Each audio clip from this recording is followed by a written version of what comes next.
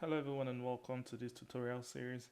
In this one I'm going to be showing you how to use the BLoC architecture for your Flutter applications. So this series is going to be covering topics like streams, RxDart and the BLoC architecture to build your Flutter apps. So it's going to be a probably 5-part series or thereabout. I don't really know for now, but we're going to be covering everything you need to get comfortable using the BLoC architecture for your Flutter applications.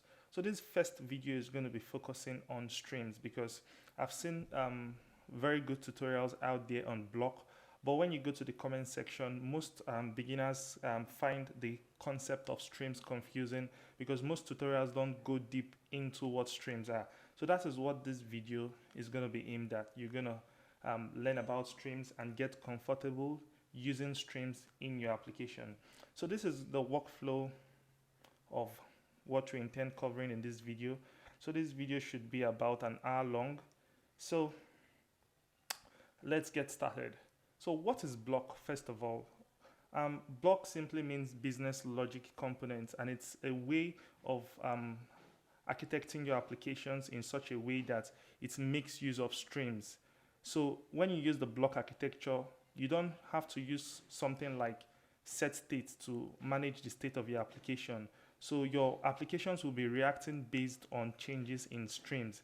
So not to worry, I'm going to talk about streams because that's what this video is all about. And sorry about the background noise. There's nothing I can do about that.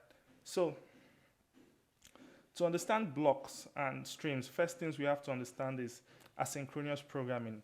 So what exactly is asynchronous programming? So I'll be explaining this independent of that. So we just have get to understand what asynchronous programming simply means. So to explain that, I'll give a very simple example. So we have a basic UI over here. This is a website, autodraw.com, which I'll be using to explain some concepts in this particular video. So for this particular application now, you can see the application has different buttons and different stuffs you can use to interact with this interface. So for UI applications, if you wanted to kind of like create something like this and you did not use something, you wanted to do it in a normal way, like there was not, just imagine there's nothing like asynchronous programming. I'm going to explain what that is. But if I wanted to, for instance, now, kind of like know when a user clicks on this button or when a user clicks on any of this button, the naive way of actually doing this would be to set something like a loop. So I would have probably a while loop that would go and always check, kind of like polling, kind of like check, okay, was this button clicked? Was this button clicked? Was this button clicked? So you have to loop through every button at intervals to check when they were actually clicked. So that is the naive way of actually doing something. So with asynchronous programming, you can, because asynchronous programming deals with something called events and event handlers, you can actually say, you can actually set up an event handler to check, okay, I'm going to create an event handler called button clicked. So what it's going to be doing is that it's going to be listening to this user interface to check when a particular button is clicked. If a button is clicked, a corresponding event handler should handle that particular action. So for instance, now, if I click on this button, an event that was listening to when this button was clicked is going to be dispatched. The same thing for mouse move. Like now, if I come over here and draw this stuff, the event handler is going to check, okay, he's actually dragging the mouse, and it calls the corresponding function that executes this draw function. So with asynchronous programming, you don't have to, your code does not execute step by step. So synchronous programming simply means your code is executing step by step. So like, for instance now, if you have a list of tasks, for instance, like the way I'm going to be doing this tutorial is a very good example of synchronous actions. So first of all, we talk about BLoC. When I'm done talking about BLoC, I move to the next action. When I'm done with asynchronous programming, I move to the next action step by step. It is actually executes in order. That is synchronous programming. So it deals with the arrangement and step by step. It also deals with the callbacks on, okay, so if this what is block is a particular function and I execute it, the only way this next function is going to be executed is when this function is done. So everything is done step by step by step. That is synchronous programming. Then for asynchronous programming is not dependent on order or not dependent on step. The corresponding code executes when a particular event is being dispatched. So now when creating this kind of application, you cannot say, the developers cannot actually say the user is going to draw a square, the user is going to paint the square green, the user is going to zoom in, the user is going to rotate. Like the developers of this application don't actually know that I'm going to rotate this application, this square at this particular point. So asynchronous programming does not respect order. It just executes when a particular event is being dispatched. So I think that is just the basics. So if you don't really understand what I just explained, synchronous programming is step by step by step. So in our that part over here, for instance, now, I could actually do something like, let me zoom in a bit. I could actually do print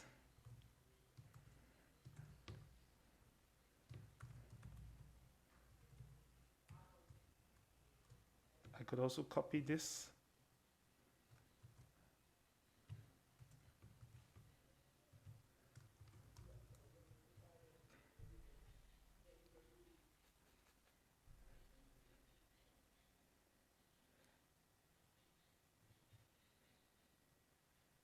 Okay, so cool. You can see in this basic example, this is a very good example of synchronous code. So you can see the first line is being printed, which is hello, and the second line is being printed, which is world. This is step by step. So when you look at this code is being judged based on the order. So you can see I'm printing out hello, and the next thing I'm printing out world. And this is a very good example of synchronous code. Everything is executed in a particular order. So now, synchronous code is not really effective for UI frameworks, because for UI frameworks, you cannot predetermine the order at which tasks are being executed. So like this Dartpad application, the developers cannot really predetermine, okay, am I going to click the run button first? Am I going to click reset? Am I going to click new pad? Am I going to click format? So synchronous programming is not,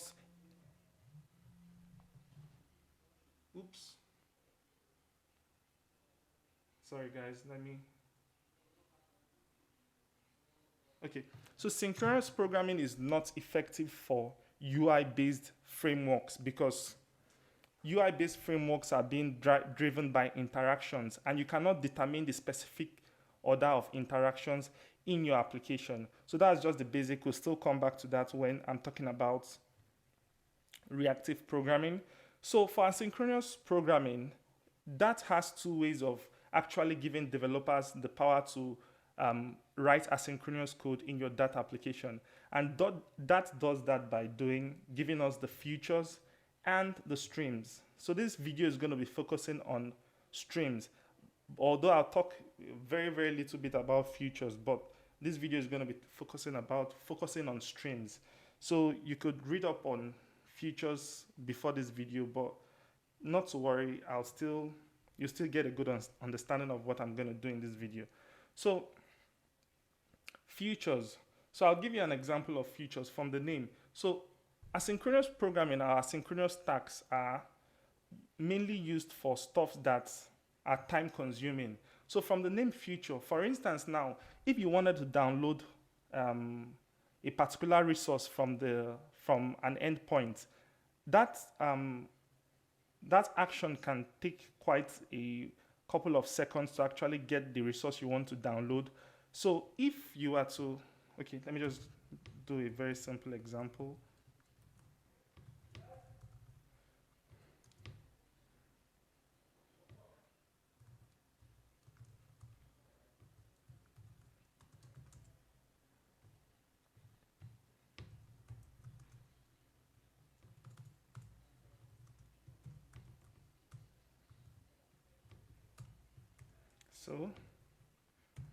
So futures are used for handling.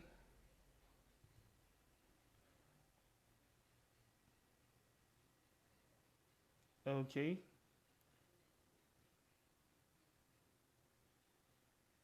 What am I getting wrong?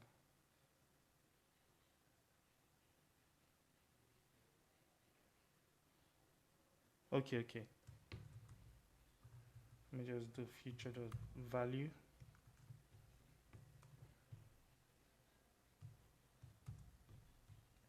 Cool. So, like I told you, futures are or asynchronous code are used for, or futures are used for tasks that could take a number of time to complete. So, for example, if you are working on a very basic application that gets a resource from a particular URL, that URL, when you're getting that particular resource, it could take some amount of time. And since that, important point to note is that that is a single threaded programming language. So if you were to do something like this, get name dot then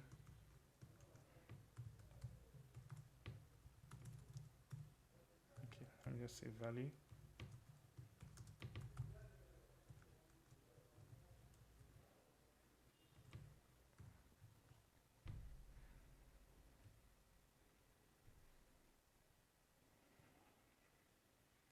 Okay, so for instance, let's just say this is a very naive example, but let's just say if this code was just to get this name, John, from an online endpoint, probably you passed in a GitHub URL and you just need to get the username of that particular GitHub user. So that kind of task could actually take a couple of seconds to complete because it's an external task that kind of like has a side effect because you are hitting an external resource to get that particular data back. So if it was a synchronous code you're actually running, what would happen would be that when this first line executes, this next line is not going to execute until this first line is complete. So what that means is that your application is going to hang, it's going to pause because it's single threaded until this particular code finish execution. When it is completed, then it goes to the next line, then it goes to the next line. That is what would happen if this code was synchronous. So the guys at the Dart team created something called futures, whereby whenever you want to perform a time-consuming task, you return a future, which simply tells the that compiler that, okay, this code over here is going to take a while to complete. It is going to return a value sometime in the future. So if you're very observant, there's something you're going to notice from this code. Can you see the first line here? I expect it to print John, right? After John, hello world, hello, then world. But if you can see over here, it prints out hello, world, and John. The reason why this happens like this is because of something called the event loop. So the way that handles asynchronous code is that whenever I see something is going to return, whenever I see a particular line of code is going to return a future, that takes that particular code and adds it to the event queue. So it takes it out of here, adds it to the event queue, then it goes to the next line to perform other tasks that it is going to be very sure would not take time to complete. So the advantage of this is that it is going to prevent your application from hanging, because what happens here is that sees this and say, okay, so you're going to be returning this in the future. Cool. Takes it, adds it to the event queue.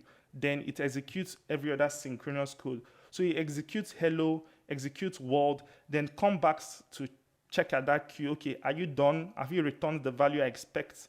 Yes, I've returned it. Then what does it do? It prints out what? John. So that's just the basic structure of the event loop, how it actually works. So if we could simulate this could be, stuff could be probably a button click, for instance.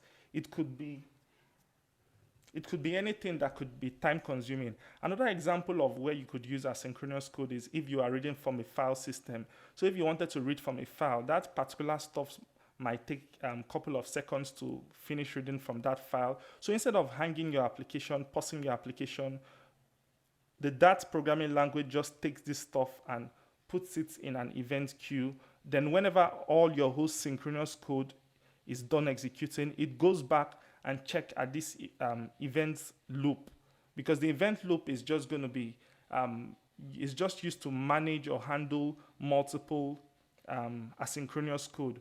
So if I call this guy, first of all, I could create another future over here. Let's see what happens. Okay, I don't know, get recipe. Get recipe, so the value would be chicken nuggets. So I could come over here and let's see how this code runs. So I should print out get recipe. So let's run this. Cool. So you can see over here, after it prints out hello world, it prints out John and chicken nuggets. So let's take a look at how this works again. So the first time your Dart compiler sees this line of code and says, okay, it's going to return a value in the future. Then it pushes it to the event queue. Then it prints out, it looks at the next line. Oh, this is a synchronous code. It prints out hello. Goes to the next line. Oh, another asynchronous code. What does it do? It pushes it to the event loop. Then it goes to the next line and say, okay, is this asynchronous code or synchronous? Okay, it's synchronous world. It prints out what? World. Then your Dart code, then this function finishes. Then your Dart code now goes to the event loop and checks, okay, are you done, or are you done with, or no, not the other way, your event loop, when it is done with this particular asynchronous code, with this particular feature, it prints out John. Then after that, it prints out chicken nuggets. So your event queue, from the name, the queue, it is being, queue is first in, first out. So John was added to the queue. This particular get name was added to the queue first. So it executes that and completes. After that, it pops out. Then the next guy on the queue is this chicken nugget. It executes it and pops out. So that is just the basics of how asynchronous code works in Dart, using feature as an example. So now you might look now, okay, I mentioned features and streams. So for features returns one single particular value. It just returns one value in the future. So for instance now, if you can see over here, it returned what? John. This value can also be a list. It can also be a map, list of map or anything, but just know that it is returning only one single value. The same thing with this. So features returns one single value, but streams returns a sequence of asynchronous data or asynchronous events. So I'm going to explain that now. So to explain that, I'm going to use an illustration to actually do that. So I'll come over here and delete this. So I'm going to do but before that, let me increase the screen size of this. This video is going to be long.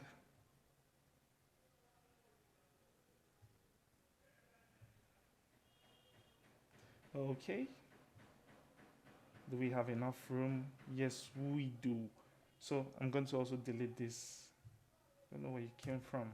Okay, so I'm going to illustrate streams using an example over here. So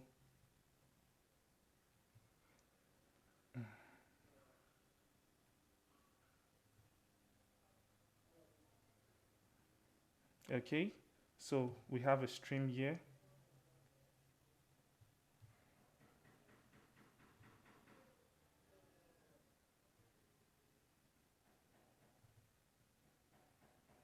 So we have a stream here.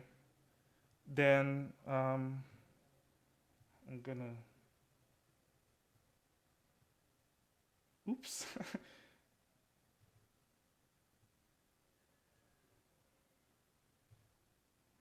ought to have done this before this recording this video, but let me just show off my drawing skills. Oops.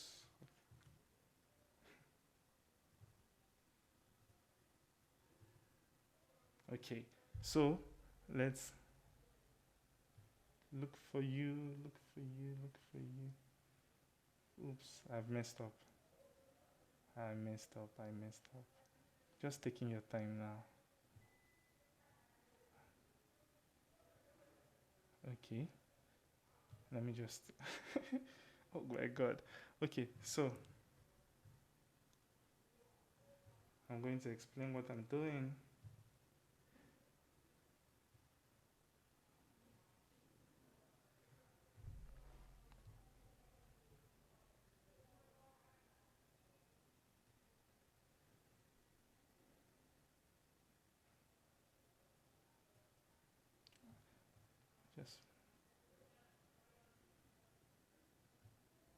Just messing up.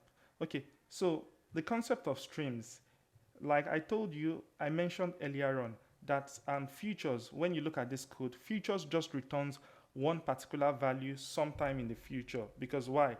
That value might take some time to compute. So it's your that code defers it until it returns a value and shows that that future has been completed.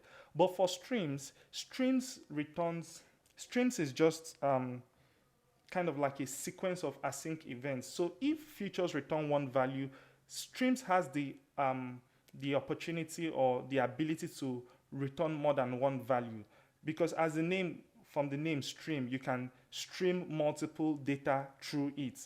Unlike the future, when it just returns one value, then it gets complete. So for instance, now I'm going to give a better explanation for that. But for instance, now take for instance, this is a stream and this is the value that you want to return, and this is someone that is going to be making use of the value. So for instance, if I take this guy over here and I sync it into the stream, then what happens? The value flows and gets to this particular guy. So that is one. This is like what a feature does currently. Then, oops. This is what a feature does. Now, with a stream, you have the ability to get more than one value. So now I sync this second data, and this guy also gets it. So I can keep syncing multiple datas, more and more datas, and this guy over here is called something. This guy over here is called a listener, or a subscriber, whichever one. Oops, so big. Can I reduce you? Okay, cool. I'm going to give more explanations. This video is all about explaining streams. So I believe you guys are going to get it after this. So with futures take some time to complete and it returns one value. But with streams, you can continue syncing multiple values. You can continue syncing multiple values, and they will flow through the stream to whoever is listening to it. So now this is just a very basic example of what streams are. And am I missing something? Okay, so that is the basics of a stream. So the most important point to note from what I've explained so far: futures completes and returns one value in the future, while stream can handle multiple value. And when the listener receives that value, it can do anything it wants with it.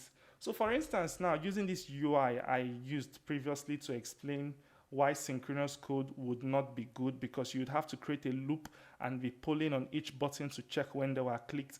With something like streams now, you have a listener being set up on this particular window. So this guy over here is kind of like a listener being set up. So this pebbles here, or this, I don't know what to call, I don't know what to call these stuffs. This data or this yes, this data or these actions here are like these buttons. So for instance now, this listener is being set up in the background in the window. You are not going to be seeing the listener. The listener is just going to be running at the background. The listener is just going to be running at the background. So whenever I click on a particular button, it can be simulated by saying if I click on this button, it means that this particular data is being synced into the stream. This is like a button click. So I click on this, and what happens? I'm sending signals to the stream that, okay, come here and flow. And if this guy is listening to this particular stream, he's going to get this data. And when he gets the data, the UI can be updated accordingly. So now this is just a very basic illustration for this.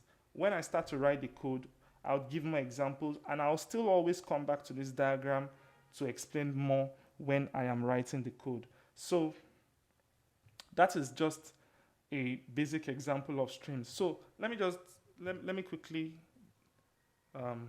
so I could clear this stuff. Let me quickly do something. So according to this, so we're talking about streams, yes. So there are different ways of creating streams. Streams you can create them from iterables. So from an iterable could be from a list, and you can also create them from futures. But we'll be talking about stream controller. But before I talk about stream controller, I'm going to cover the from iterable parts. So if you want to do, let me just quickly create a list.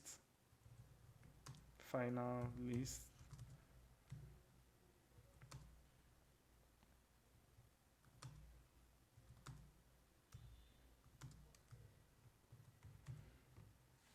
So I can actually create a stream. And if you don't understand this diagram for now, just hold on. I'll give better examples as we go on. So streams, so I could say stream. And one thing to note, the stream and futures are from the dat.async package, because you can guess they are both for asynchronous code. So I import that. So I'll say stream dot from you can see the constructors. So I'll be using from iterable. And what does an iterable need? If I click on this, I would be able to see it here. From iterable needs an iterable. That's a list of elements. So we've created one here. So I'll call it inside here as list. So stream dot so this stream, okay, yeah, stream dot listen. I'm going to explain. So I could just print out, the value. Let me check something.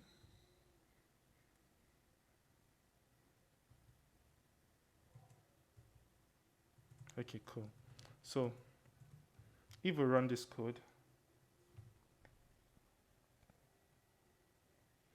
can you see it's printing out 1, 3, 4, 8, 7. So I think I'll make this, I won't return it this way. Okay.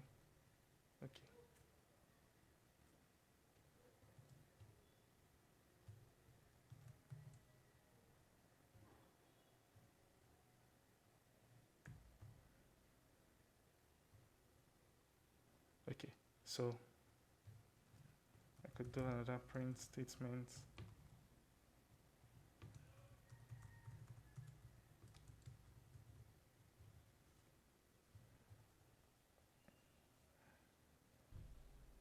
So you can see what I just explained. So you can see This stream was created from an iterable because I told you that a stream is just a sequence of asynchronous events.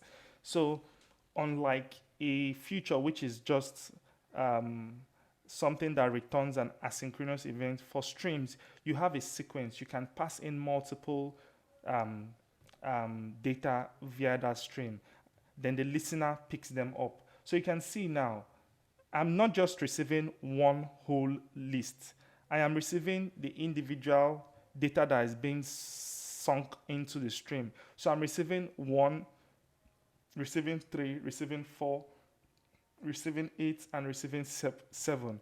So this data comes in chunks. You understand? So the stream, as long as a listener is there listening to this particular stream, then you would receive the particular data. So back to this example, a very good example of streaming would be, for example, like your cable station, your cable TV, for instance, now.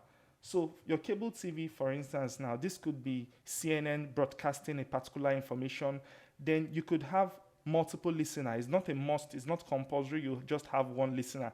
So this could be me over here in Nigeria. You could have someone else. You could have thousands of listeners listening to what CNN is showing you at this moment. So CNN broadcasts this information in the afternoon. In the evening, they broadcast some other information. Then the only people who would be able to watch whatever CNN broadcast are the listener, those watching that particular station at that particular time. So that would be an example of streams. So when a cable TV is being broadcasting something, as long as you are tuned into that frequency, you would be able to receive the data that they are broadcasting. So that is the same example for here. So in the morning, if they broadcasted, I don't know, if they broadcast a particular program, I'll be able to do what? Receive that program that they broadcasted. If in the afternoon they broadcast a program named 3, I would also receive it. If they broadcast a program named 4, I would also be receiving it. The only time I would not be receiving it is if I close this particular connection. If I stop listening to it, if I switch off my television, then I would not be able to receive that particular data. So that's just the concept of stream. Features is just a one-hand stuff, but stream is continuous. As long as you are listening to that stream, it would keep you keep getting the data. The same thing from the UI. As long as you are listening to all these click events, your UI would be updating accordingly. So guys at Google thought about, okay, let's create an architecture around this concept of streams, whereby you don't have to use set state to manually trigger UI updates. So whenever your UI is being subscribed to a particular stream, so your UI can be subscribed to something like the list of images of the day or top 5 images of the day. Whenever the server sends that particular image and the stream receives it, every UI that is going to be making use of that data would be updated accordingly. You don't have to manually call set states. Your UI will be updated as long as your UI gets the data from the stream. So that's just the basic example. As we progress, all this stuff would make more sense to you. So now, something to note is that this listen method returns something called the stream subscription over here. Can you see it over here? It returns the stream subscription.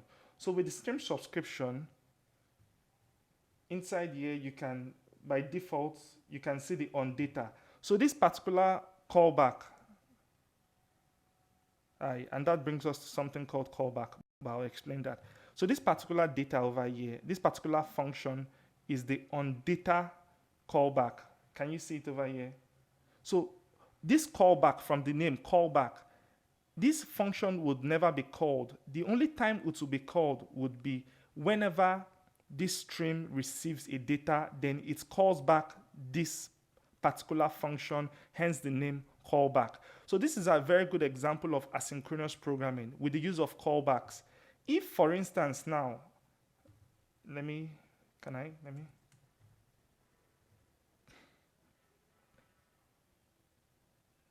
you see, when I passed in an empty list, can you see this function was not called? Because why? The event that would trigger this function to be called is currently empty. No value has been added to our list, so this particular function would not be called. The only time that this function, so by default now, if this code was synchronous, this particular function will be executed. But because of it is asynchronous, it is only going to be executed whenever this event is being dispatched. So now we have these particular values. This particular function is going to be called 5 times. So callback is another concept of asynchronous programming whereby you have a function, but that function is only called when a particular event triggers. So for this application now, this stream, I cannot be able to draw the stream until I do what? Click on this button and draw the particular stream. So while I'm drawing that stream, the corresponding callback or the corresponding event handler will trigger that callback to show me these colors on my particular stream. So back again, synchronous programming executes step by step, but asynchronous programming does not execute step by step. It only executes when there is a need for it to be executed. And most of the time, the thing that would execute it is an event, just like what we've demonstrated over here. So now, back to this listen function and the return type. So you can see over here, it returns a string subscription. And the required parameter is the onData parameter. I mean, the onData argument. Then it has some optional ones. It has onError, onDone, cancelled on error. So let's see how they work. So I'm going to come here and put a comma. So I'm going to call, okay, onError. OnError, it needs an error. So on error, if there's an error. So for instance, if I'm not passing a list, if I'm passing a map, or if I'm passing just a string could, I don't know if a string is an iterable in that, but it's an iterable in JavaScript. So let me print error. Okay, cool. So this is the onError. Is this format good? Can you see nothing with an error is being printed? If you are following, you know why this happened. And it's happened simply because this callback would only be triggered when there's a need for it to be triggered. Asynchronous code does not execute in the order in which they are written. They are only executed based on the events that occurs. So there's no error, so this callback would not be triggered. So that's why I don't use that part. This stuff is just funny. Okay, let me just continue. Then we have the other one onDone. Oops, what am I doing? Okay, we have the onDone callback.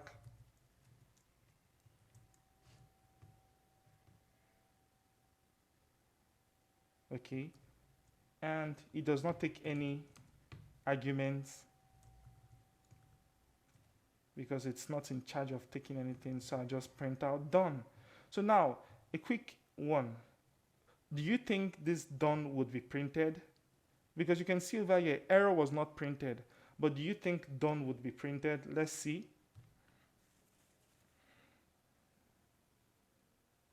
Cool. Done was printed, and you can see why. And if you notice, it was printed at the end, and just from the name onDone, it prints when the whole event has been dispatched from the stream. So it won't print after 1, it won't print after 3. It's going to print in when the whole event has been dispatched from the stream. So you can see done is being printed at the end. So one thing to note is that this is already looking ugly. This is already looking ugly. So there's something I can do, but let's just leave it for this video. So this is just the basics of stream. So I'm over here, I'm creating this stream from an iterable. And I told you a stream is just a sequence of asynchronous events. So whenever one is being added to the stream, it dispatches this callback. When 3 is being added, it dispatches. When 4 is being added, dispatches, and so on and so forth.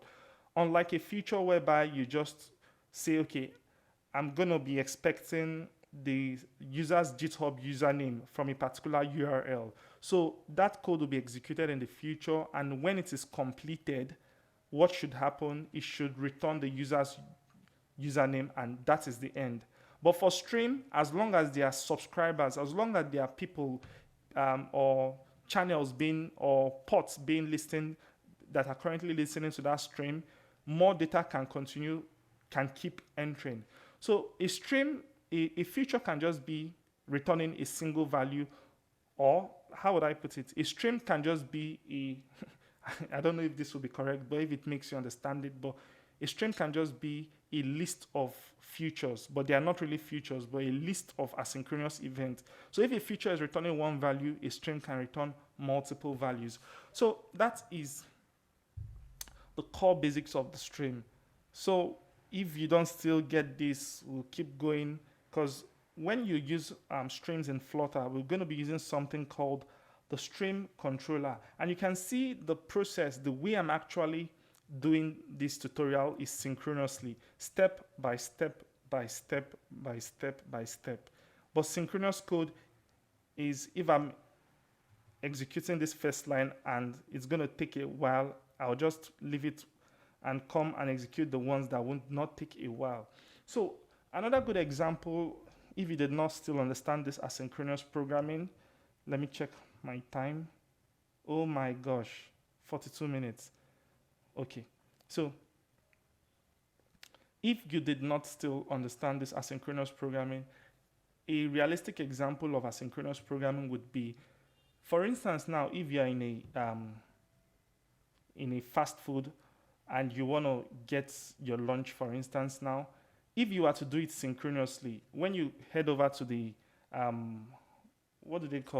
when you head over to the attendant and the attendant takes in your order, you have to stay there and wait until he serves you if it's, for instance, if you're getting pizza, you have to stand in front of the attendant until he finishes making your pizza.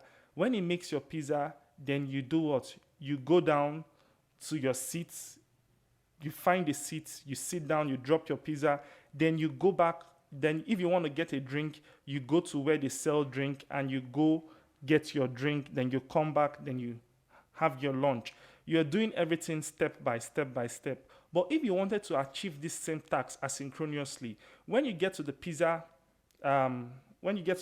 store, the pizza shop, as soon as you take your order, as soon as the waiter takes your order, you immediately go and get the drink, because that order is going to take some time to complete, right? The pizza could take up to 15 minutes to prepare. So while the pizza is being, while the chef is being making your pizza, you go buy your drink.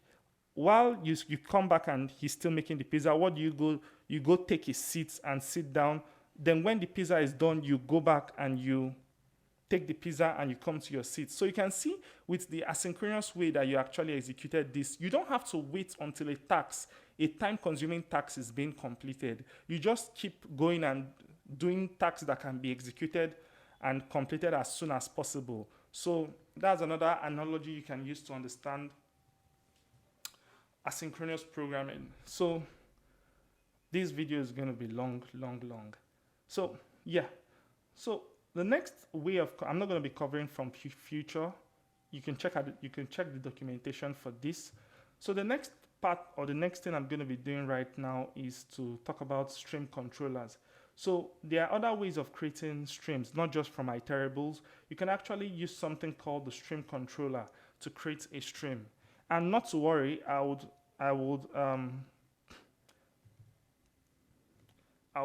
provide this code for you guys.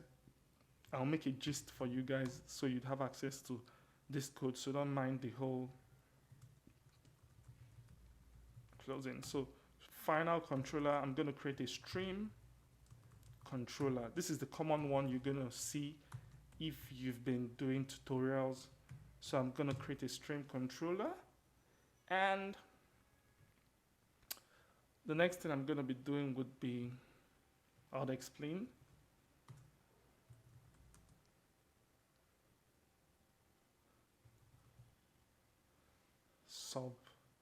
Subscription. Then I can do controller dots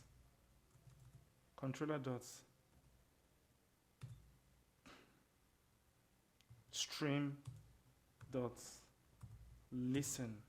Then the same thing like we did before when we used from iterable, I can actually come and do print value. Cool. So we have the subscription year. Then let's see. So a quick exercise for you. Do you think, what would this stuff print out? Can you guys guess? Let's run it and see.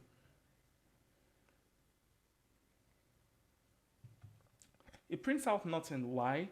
Can you guess? The answer is simple, because the stream is currently empty. So from this illustration, if you've not put anything into the stream, this listener will just keep there waiting for something to be added to the stream. So this listener is going to get a data only when that data has been sunk into the stream. And if you notice, I've been using the word sync, sunk. That comes from the stream controller. So to add something to the stream, what do? You sync the value into the stream. So controller dots sync, and you can see the controller provides the stream and the sync. So I'll talk about that soon. So add, I'm gonna add, what will I add? I can add 1.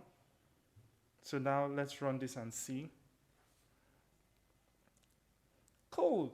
Can you see it added 1 over here? I can come over and add 2. So you can see the concept of asynchronous programming. It is event-based. You don't run your code sequentially. Your code is only triggered. Your UI is only updated based on events. And as we learn this, I want you guys to start thinking a little bit about Flutter, just a little bit, and see how the concept of streams can help out with Flutter. So for instance, in Flutter now, when you use this block architecture, you don't always have to call set state. If I add a new value, if I submit a form, or I'm typing into a text field, while I am typing, this sync.add will be adding to the stream, and the UI will be updating accordingly. If I fetch a data from an online URL, as long as I add that data to the list, the UI will automatically be triggered. Why? Because the UI would have a listener. Your UI, your screen would have a subscription that will just be listening to any event on that particular stream. So there wouldn't be a need for set state. And you'd be able to see that towards the end of this video, because at the end of this video, we are going to code a very simple Flutter application using streams. We won't be using BLoC yet, but I just want to build a very good foundation around the concept of streams.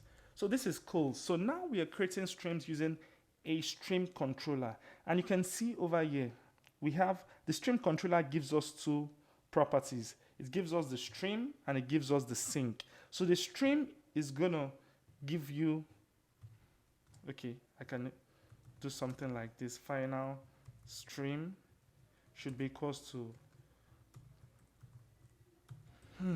controller dot stream. Then instead of doing, okay, what should I name this?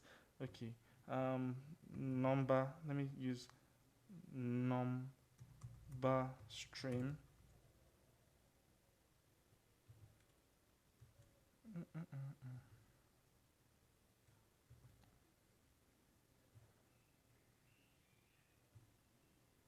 Okay, cool.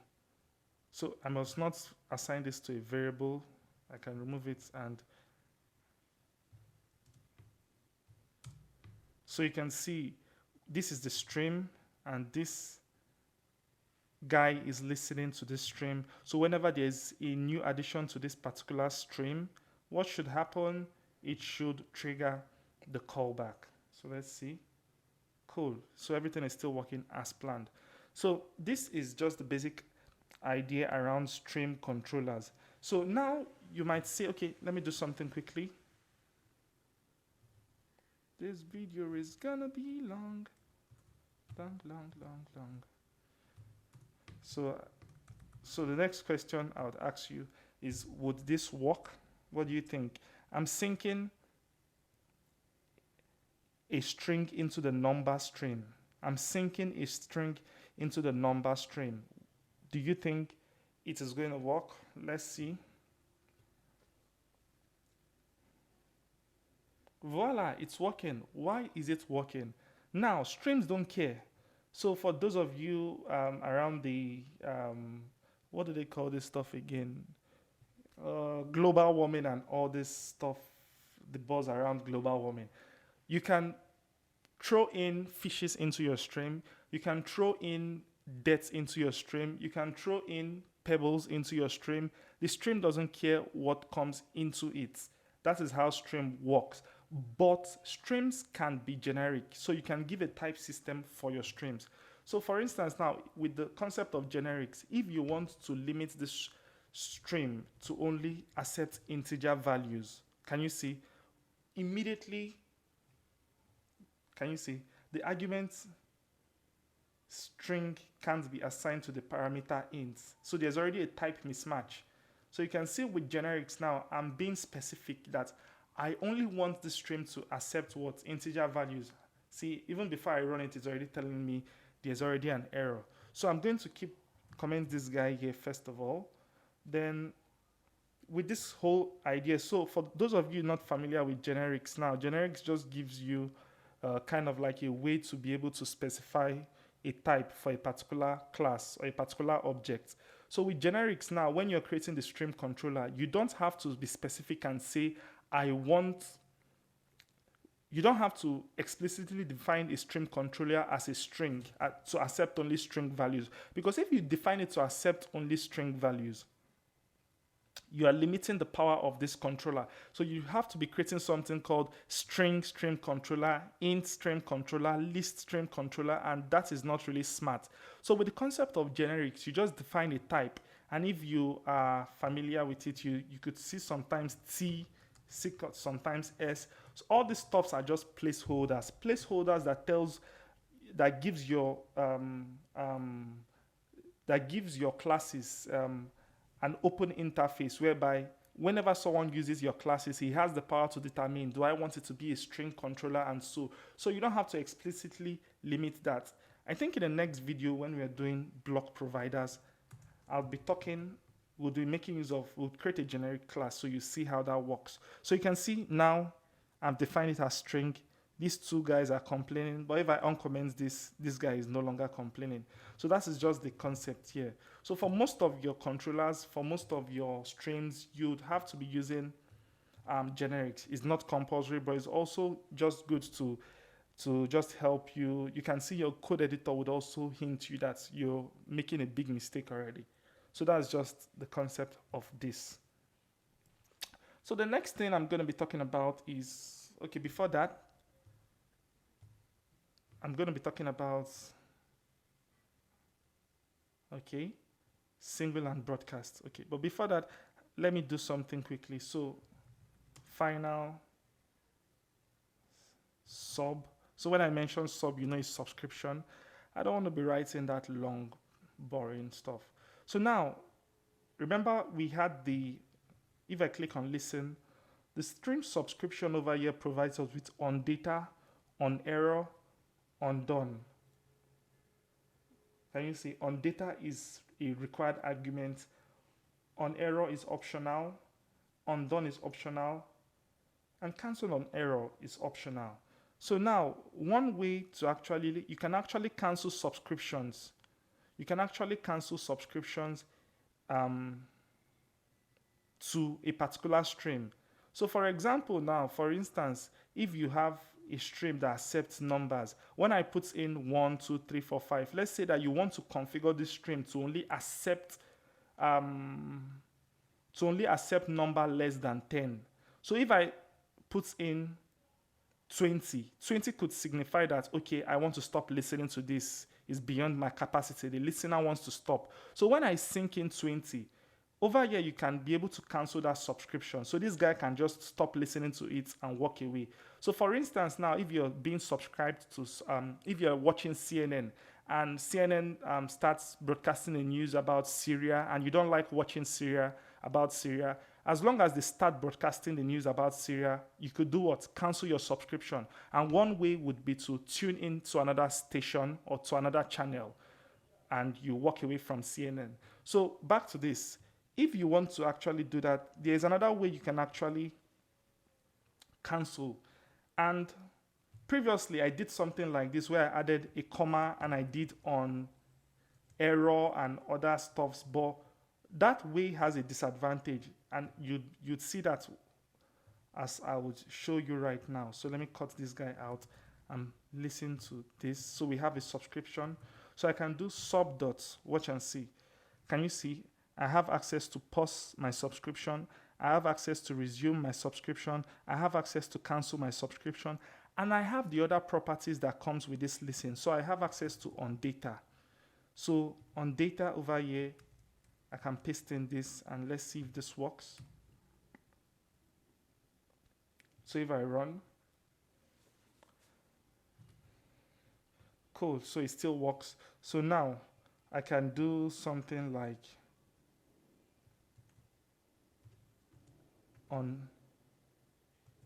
okay, I'll also show you guys something quickly now.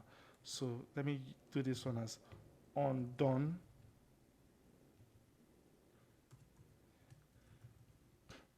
Then this one would be, okay, let me take it up.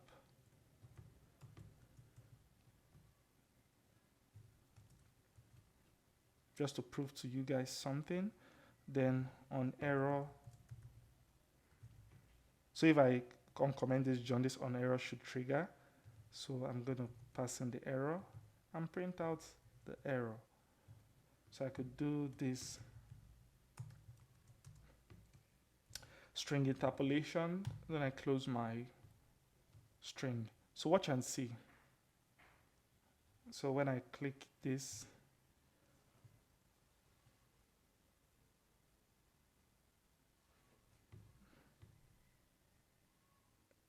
okay, so on done, this guy did not print out.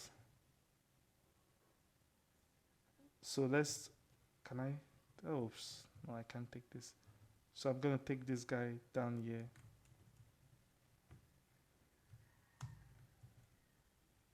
Let's see. Oops.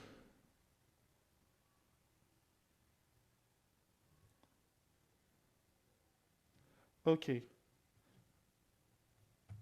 There's something I did not mention. Whenever you make use of this controller, you should always close your controller. You should always close your controller to prevent memory leaks. So I'll explain what that means. But let me run this guy and see how he's doing currently.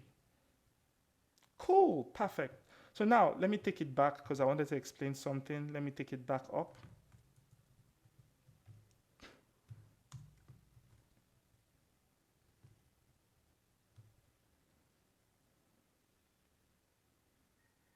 Cool. So now remember what I told you.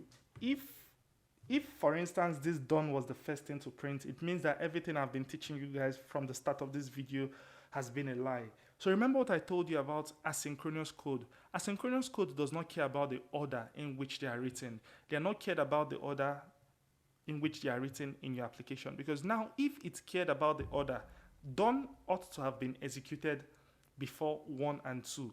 But remember what I told you about asynchronous programming. Code only executes when it needs to. So now this line does not execute. It only executes when it needs to. And when does it need to be executed? It needs to be executed when the stream is closed. That's why you see it executed at the end. So after I sunk 1 and I sunk 2, I added these 2 guys to the stream, then this guy goes back. Can you see? It's not sequential. It's just your this guy, your events. What did I? Event queue. Your event pool just looks at this done. When it's reading it line by line, it goes, okay, you've created a stream controller. Okay, this is a stream. This is a subscription. This is subscription done. Okay, should I execute you? No. What does it do? It adds it to the event queue, right? Like I explained. So this code, this line would be deferred to the event queue. Then it comes here and say, okay, on data, do I execute you? No. On error, do I execute you? No. Okay, controller.sync.add. Okay, I'm adding 1 to the stream. So what should I do next when I add 1 to the stream? I should go back to data. So it goes back to this particular line number. Then after that, when you execute this, this particular line is now popped out from the event queue. Then it goes back to this line and checks, okay, add sync. What happens again? It goes back and adds this guy. After that, what does it do? It comes to controller.close and checks, okay, I've closed my controller. Then after this function is being called, that program goes back to the event pool and check, is there any other code waiting in the event queue? Yes, there is. And what is that code? On done. Then it executes done. That is why you can see 1, 2, and done. The idea of this video is for you to get comfortable with stream, and we're going to do it. I don't want folks to be scared about this whole concept of streams. So while we do this theoretical part, we'll still go back and do the practical part. So now I mentioned something about having this kind of thing. Can you see I'm doing listen to null, and I now manually implemented all these things instead of putting them inside here as callback. So I told you that it has an advantage. So one of the advantage is over here. So I'll format you. Okay, I need to put this. Imagine if I mistakenly clicked reset. Okay, it has good UX. If I click reset, it will prompt me, am I sure? Okay, so now I can come over here and do something. If value is equals to 2, I can actually do subscription dot cancel. Does it return a future? Oh, be fast, be fast. Okay, future dynamic cancel. Okay, let's see. So now, if the value is equals to 2, I can cancel my subscription. So let me run this, and if it works, would write on.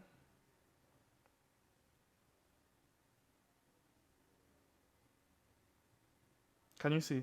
So, okay, if this value is equals to 2, cancel the subscription. So you can see that this undone is not being executed. Why? Because your stream was not completed. You stopped it as soon as you stopped the subscription as soon as it was 2. So the only way you can get this undone function is if you're currently subscribed to the subscription. But after you add 1 and 2, you cancel your subscription immediately. So this particular guy would never ever be called, because why? You are no longer listening to that stream. You don't care if the stream is completed, you're just done with it. So that's the benefit of actually making this guy out of a variable. If you had put them inside the callback, you wouldn't be able to get this guy from inside the callback. So that is one advantage of this. So the next thing we're going to be talking about is, and everything we're doing here, you're going to see how it's going to play out when we're building the Flutter application. So the next thing I'm going to be doing here is, and I think at this point you stand up and stretch because this tutorial is getting long. Oops, nice, 1 hour, 4 minutes. So the next thing we're going to be doing is types of streams. So I could quickly come clear this guy over here. I could undo.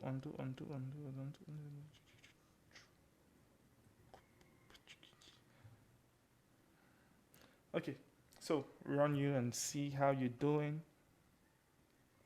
Cool. So now, we want to talk about types of streams. We have the single subscription stream and the broadcast stream. So now, for instance, back to this lovely example over here.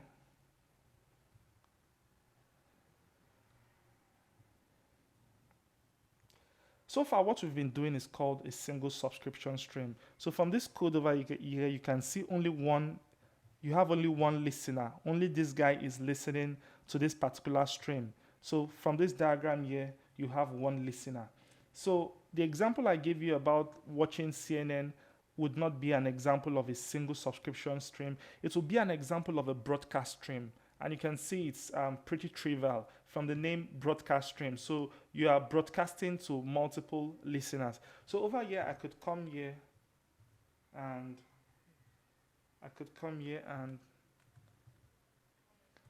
okay, I could just copy this guy over here. Copy this guy over here. And I'll change. Can I edit this text? Okay, so I'll now make it listeners and subscribers. Cool. So this is an example of a broadcast stream. So a broadcast stream has the ability for multiple stuffs to listen to it. So for example, now the example I gave about CNN, that's a good one. But I'll also give you an example. When you call a customer service center, one person picks up that call and listens to you, right? That's an example of a single subscription stream. When you call a customer service center and one person picks up the call and listens to your complaint. So you pour in the data, you pour in your complaints through your phone. So this could be your complaint number one. You pass it to your telephone streams it to one of that customer service agent.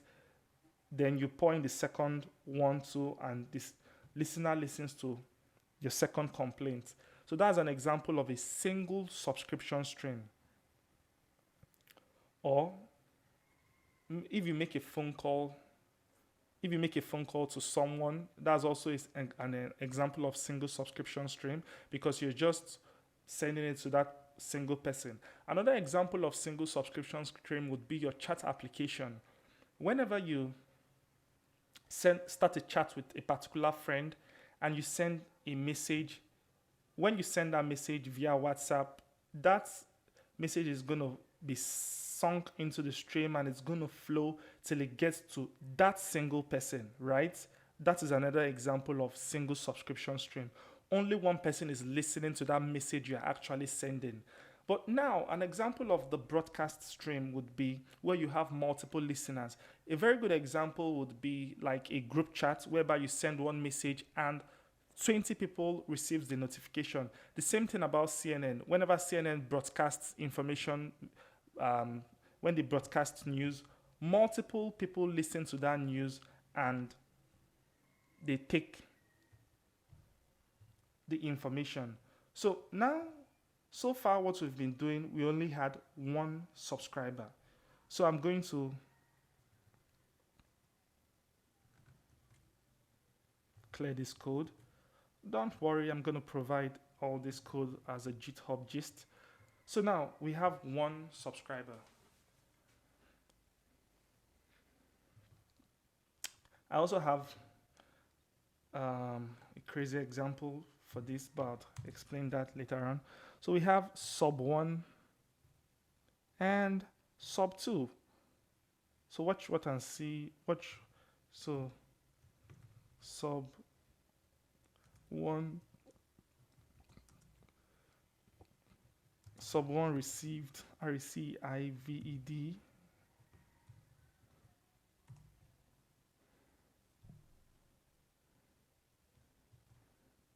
Some folks are like, he's already making an error.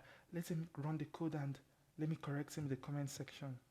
So we forgot to add this, so I'll put that. So we have 2 subscribers now, and when I run our code, let's see what happens. Oops. Can you see? Bad state. Stream has already been listened to. So by default, by default, you create a single subscription stream. So that is what it's telling you now. So this guy is successful. Then it comes to the next guy. I say, oops, what are you trying to do? I already have someone listening to this stream. This stream is just a single subscription. Something is wrong. So a very good example of this would be if you make a phone call to someone, you want to make a phone call to this particular person, and some hackers or the government, like we've seen in Hollywood movies, this government bugs your phone and they try to listen to your telephone conversation. So they do subscription too. They try to subscribe into that your network to be able to listen to what you're currently saying. If they try to do that in this kind of scenario, you can see it will tell you bad state, or it will tell you alert. Someone is trying to hack into your telephone conversation.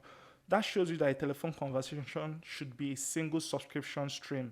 But hackers are everywhere. They can actually hack into this. So if they try to hack into your subscription, that is going to stop them and say, hey, you, we already have someone listening to this stream, so fuck off.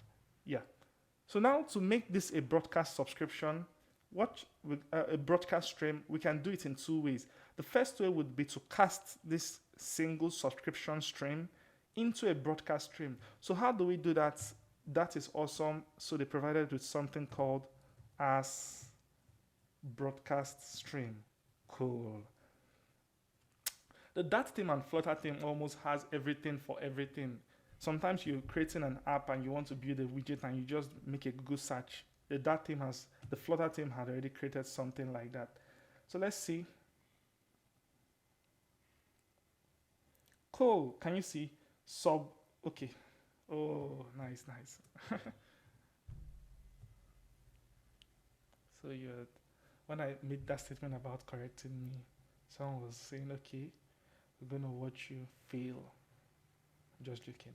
Okay, can you see now? Sub 1 received 1, sub 2 received 1, sub 1 received 1. So you can see we have two guys listening to this. So this is like a group message. This is kind of like a notification saying that, okay, the first guy in the group received the message you sent, and the second guy in the group received the message you sent. And you can see they received them together. So when I sent one, two of them received it at the same time. When I sent two, they received it at the same time. So this is one way to do it using the as broadcast stream, but this is casting. It's also cool. The second way to do it would be dots. Am I correct? Is it there? Oops, what am I doing? Okay, it should be here. Stream controller dots broadcast. Okay. I'm confused now. Let's see. Broadcast void function on listen.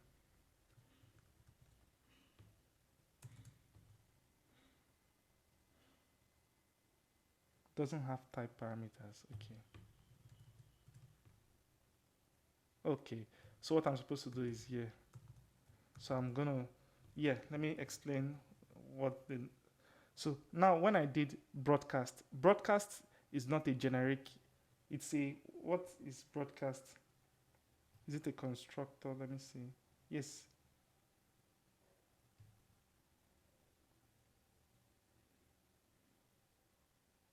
Constructor. Okay. Blah, blah, blah, blah, blah, blah. So what I was trying to do here is that I was trying to give it the broadcast a generic type. Meanwhile, that's not where to put it. Remember what I told you guys earlier on. It is the stream controller that is generic. So I'm supposed to put this guy over here and everything works as usual. So you have to be careful about that. You have to give the stream controller a generic type. Then you now call the broadcast on it. Cool. So this is a broadcast stream where you have multiple subscribers listening to that stream, just like we illustrated here. Another example of single and broadcast subscription, I'm going to forget about the timing. I'm going to dive deep into streams. So when we get to BLoC, everybody should not be scared about streams. So if this video, I would advise you just watch it Although it's too late to make the announcement, but I'd suggest you just watch it without coding the first time, just to see how everything flows. Then the second time you can code along and read other tutorials to see how all these stuffs don't look like magic anymore. So another example or another illustration to show single subscription stream, if you don't still understand it, if you want a real life scenario whereby it could stick into your head. I think I've tried it several times in when I teach in real life. I use sex to explain some programming concepts. So single subscription stream, I'll give an example for instance now. So this stream is kind of like a married couple, for instance now. So let's say this is, I'll give this stuff, should I give them a name? Honey Pebbles. Honey Pebbles, yeah, cool. So I'll make them big. Ooh. So you have the honey pebbles here. So these pebbles carry data whenever a partner is honey. So this, let's say this is the wife, for instance, this stream over here, this is the wife stream. So whenever the honey pebble falls into the stream over here, whenever the wife gets honey and the pebble falls into the stream, if the wife is faithful, the only listener here, you should have only, so I should push these guys away. You should have only one listener. So whenever the wife is honey, the only person that should know that the wife is honey is who? The husband. Because the husband is subscribed to our stream, subscribed to our emotional stream. So whenever she's honey, she sinks in, or her DNA, or I don't know, her hormones sinks in the honey pebbles, and only her husband should be able to listen to this. So the honey pebble is going to flow gently down the stream and gets to the husband, then whatever happens, happens. That's it. But if the wife is a cheat, whenever the honey pebble falls in, so the first one I explained now was single subscription, whereby only the husband is subscribed to our emotions, to our hormones and everything. But if she's a cheating partner, if she's a cheating wife, whenever the honey pebble falls into our stream and flows, multiple multiple guys are going to be listening to this. So from this dot pad example, you can see sub 1 received, sub 2 received, sub 1 received, sub 2 received. So what will happen here if this was a broadcast stream? So single subscription stream is used to signify a faithful partner, while broadcast stream can be used to signify an unfaithful partner. So when the honey pebbles flows through the stream, it gets to the husband definitely, then the other side dudes. So that's a broadcast stream. So whenever she's honey, she syncs it, 3 guys gets the call, and whatever happens, happens. So that's broadcast subscription. I'm trying to give as much examples to make this stuff stick into your head, because whenever you see code, for beginners it could look so scary, but most of all these things, like that programming language, is object oriented, so almost everything can be related to real world examples. So that is, I think we've digested the single subscription and the broadcast streams. So the next thing we're going to be doing is stream properties. We're going to be talking about stream properties and methods. So there are different ways. For instance, now there are different properties you can use to get information about the stream. You can actually get if the stream is currently empty. So the subscriber here can check, okay, is there any honey pebble in my wife's stream? Probably through a phone call. And if there's nothing, it will tell you if it's empty, could return true. You could also check the first, the last, and all this stuff. So enough talk, let's get to it. So now, stream properties. I'm going to set this guy back to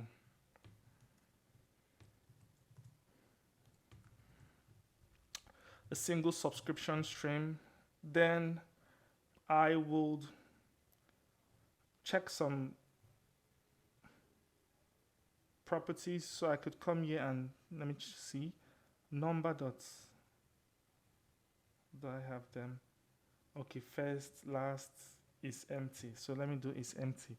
I could say print number, and some of them returns a future, so we might need async await.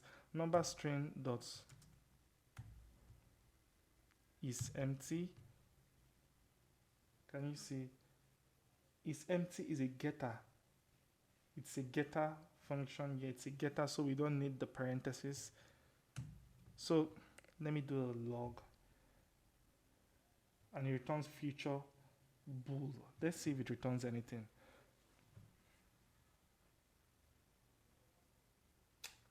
Stream has already been listened to. Are you giving me the old one? You're giving me the old value. Okay, where am I going wrong? Do I have to save this?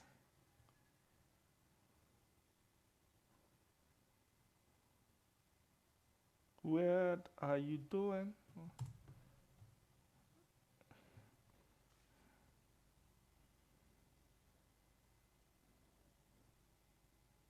If it gives me the same thing, it means that that part is not being updated. Why are you not being updated? Stream has already been listened to. Okay. Let me see. Maybe I'm not supposed to put that stuff there. Okay. Stream has already been listened to. So I'm going to carry this guy up.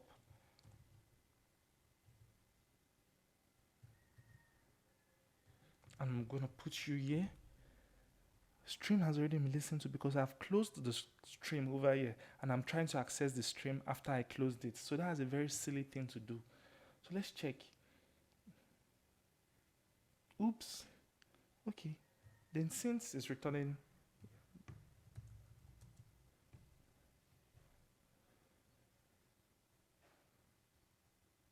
okay. Let's see.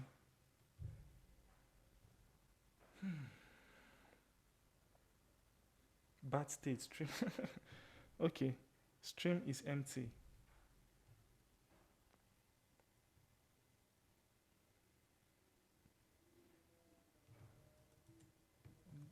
Let me check something. These are properties.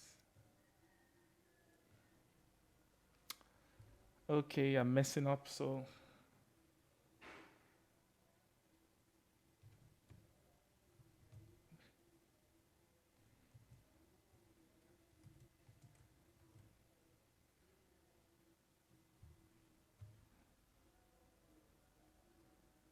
okay. The reason why I'm having this error is very simple, and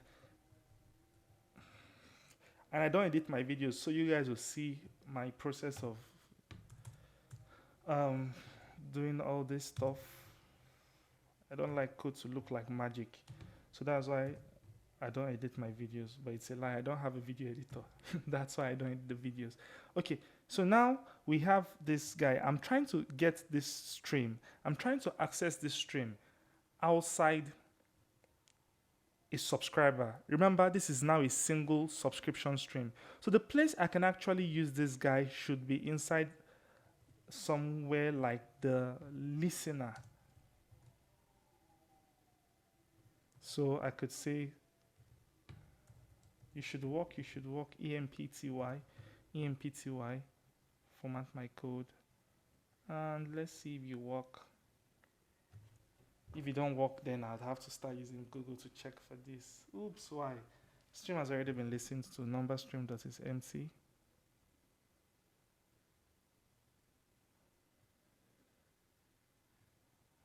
Then I'd have to. Why are you doing this to me? Stream.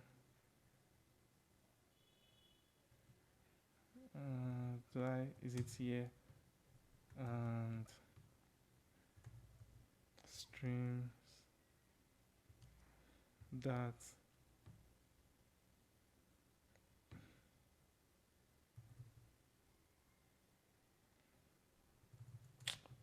I'll get you from here. I know I'm doing something silly, but I don't know why. Number stream dot is empty. It's a getter now.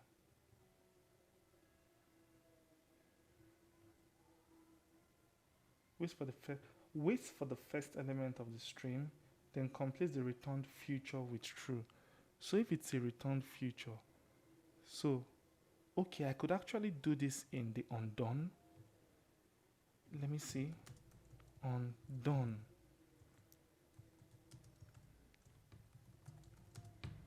I could print out. Wait, it's a future. So I'd have to use async await. Number stream that is empty. Or do I have to get it from this? Okay. Let's see how this goes.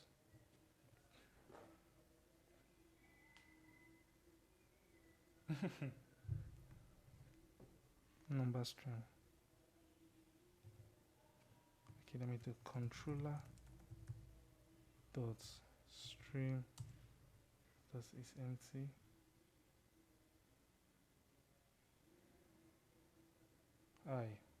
I'm messing up. Okay, let's go. These are whether the stream contains any elements.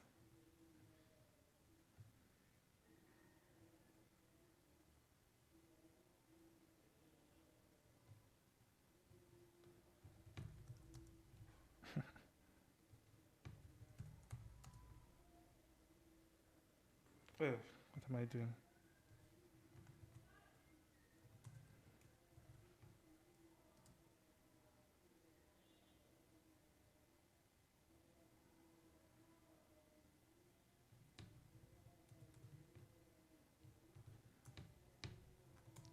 Shame on me. Shame on me. Okay.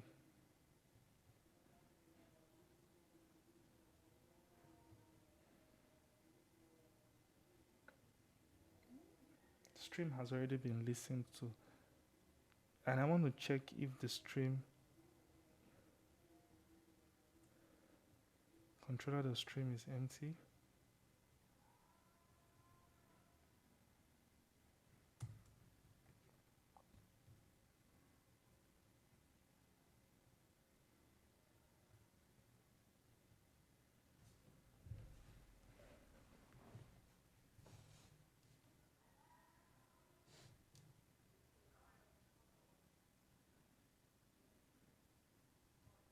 Can I get this from the subscription sub dot?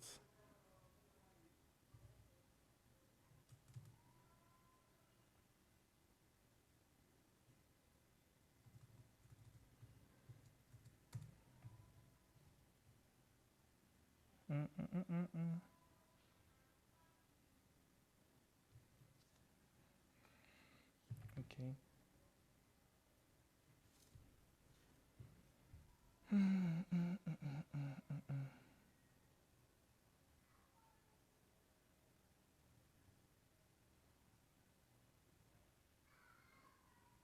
Waits for the return value is a future.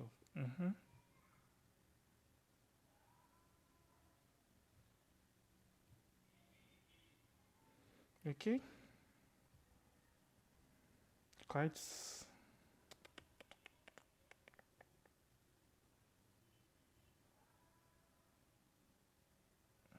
We put getters.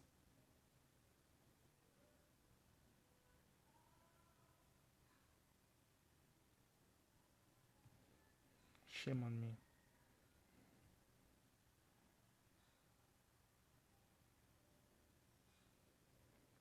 Okay, let me see. Okay. How?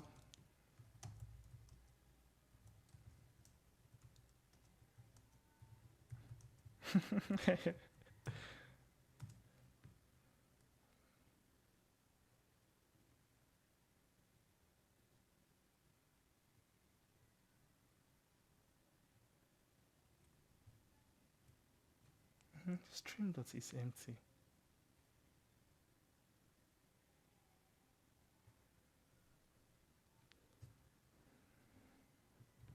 still be a broadcast. Broadcast stream.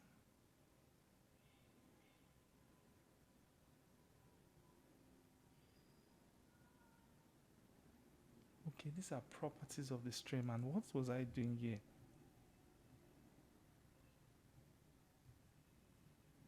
Okay.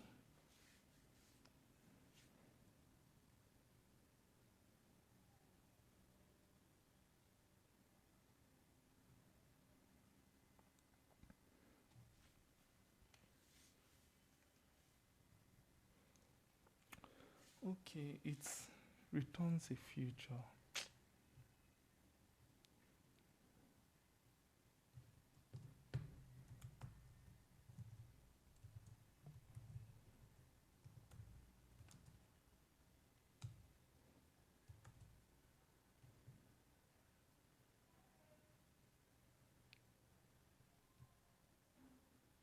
Okay, then because it returns a future and it's a getter, so I do then.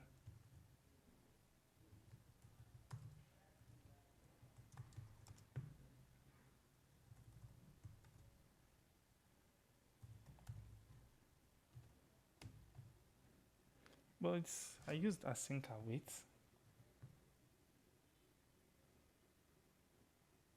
Oops. The error is evident.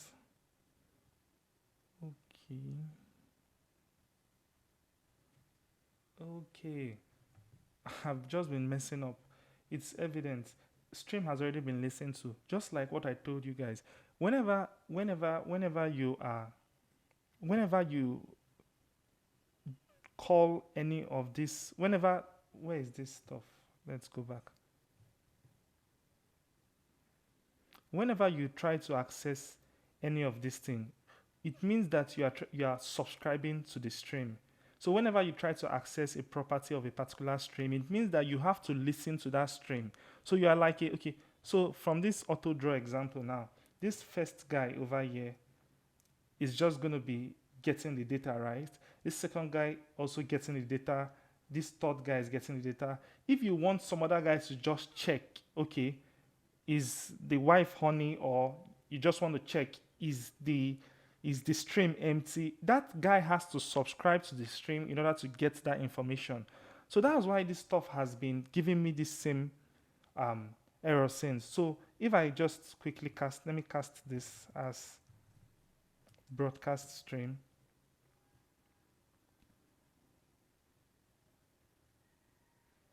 False. So whenever you have, I remember reading that some time ago.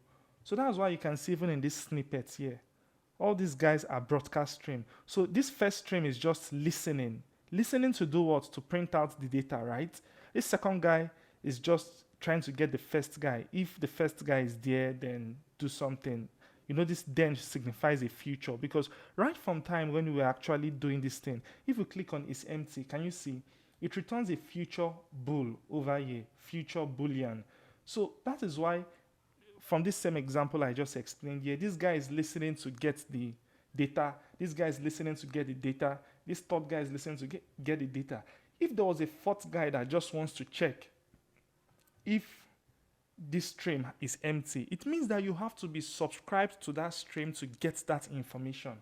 So that is why you can see in this snippet here, everything they are doing here is a broadcast stream. Just check. Can you check every single thing they are doing here is a broadcast stream? And they also did this typecasting. So that was why this stuff happens. And it's good I did not edit this, so you see how I solve this type of thing. So this is how it is in the real world. No programmer knows everything. The main thing is just to build your problem solving skills and know how to research for solutions, and also to know the basics. So when this error happens, you know what to check. So now we can do it back like we did in the previous way. I could do await, and you know this is already async, so we don't have to use the then. So the async await keyword just makes your code look asynchronous. Makes your code look synchronous, although it's asynchronous. So it looks like it's executing line by line. So it's empty.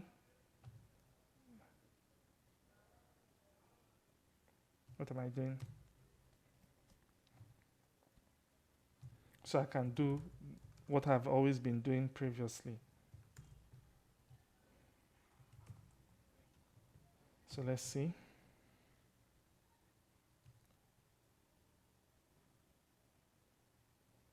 Can you see? It's printing out false because it's not empty. So this is how to use the stream property. So a brief overview once more. Whenever you want to whenever you want to access the property of a stream is very sensitive. Whenever you want to listen to it, that is one subscription. Whenever you want to access a property, that is another subscription. So it has to be a broadcast stream for you to be able to get this stuff. So we have is empty, can you see? False. And we also have other ones. We have the length, last, first. So I can change this to length.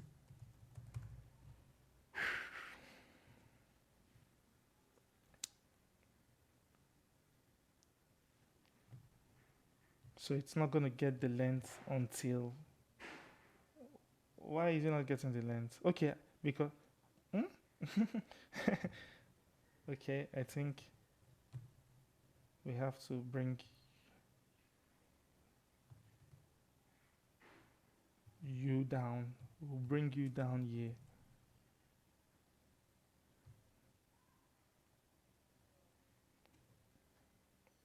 And the reason why I brought it down here is while the stream, before the stream, you have to access the length after the stream closes, because it is when the stream closes you can be able to determine how many things passed through that stream. Because while the stream is still flowing, you cannot be able to be certain that it has finished collecting all the whole data. So the length it is going to give you then is going to be invalid because the stream has not ended. The stream is still flowing. So you can access the length after the stream is done flowing. That means it is done accepting all the whole data.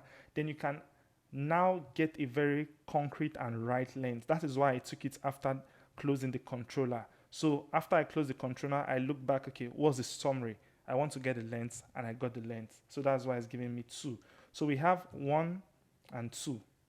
That is it. So the next thing I want to be talking about is stream methods. So for stream methods, so I could delete all these guys. I could delete all these guys over here and let's check the time. Ooh la la. So this tutorial is going to be about 2 hours. Oh my gosh. Okay. So the next thing I'll be doing would be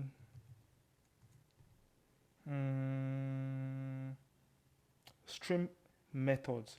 So now for the methods of the stream, so these methods are, we can actually take a stream and do stuff to that stream. We can actually transform the stream. So we have different ways to transform the stream and return a new stream. So for instance, now, if you've done some JavaScript or even that, you know what the map method does. So for instance, now I can take this stream, whatever value gets into the stream, I multiply it by 2, or I can filter my stream to only collect even numbers. And to make use of this method, I'm going to be doing, since it's a method, so I can do number stream dots. I can do something like, okay, where, let me start with where. There are different ones. Where, then I'll put these dots. So this is kind of like chaining. I'm chaining functions. So where value, then I have a callback. I say where value is greater than 2. So let me just add one more. So I'm going to put in 5. So you can see this is a method now. It's not a property. So a method has this curly brace, no parenthesis, I mean. So I'm chaining it. So this stuff, this where method is a transformer. I think if I go over here, where you method, where.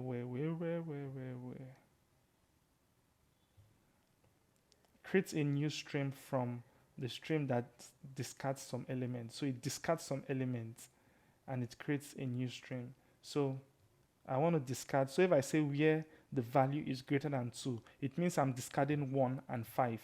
So the only guy that is going to be, I'm discarding 1 and 2.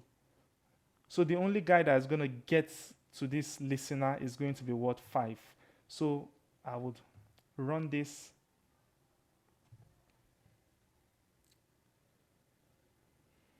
Why are you getting slow?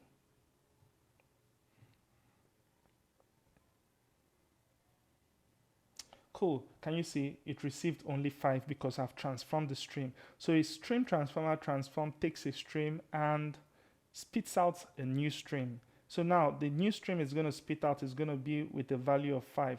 So using this same illustration, if I pass in this guy and I pass in this guy and they are flowing down here, a stream transformer is going to be somewhere. A stream transformer is going to be somewhere here. Kind of like an iPad. I don't want to waste anyone's time, so I just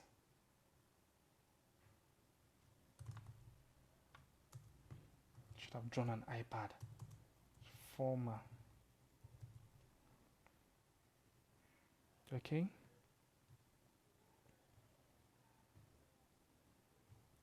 So if a stream transformer is in between this guy, these guys are listeners, right? And a stream transformer is in between. And if you can see the code, can you see it is in between? See your stream, see the transformer, see the listen. See your stream, see the transformer, see the listeners. So now this transformer can be a transformer that just says there are different types. There's even take where the value is greater than 5. So let's say this guy has a value of 2, where the value is greater than 2, I mean. So let's say this guy has a value of 2 and this guy has a value of 5. And the transformer says where value greater than 2.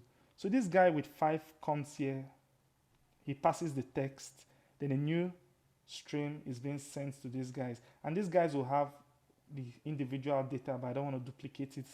That's cool. So they have it here. Then this second guy is a value of 2. And this stream transformer says, I want only value greater than 2. So when it comes here, oops, it fails the test, then it disappears. So that is just what a stream transformer simply does. So there are different applications of these stream transformers. So for instance, now we have the where the value is greater than 2. We can also say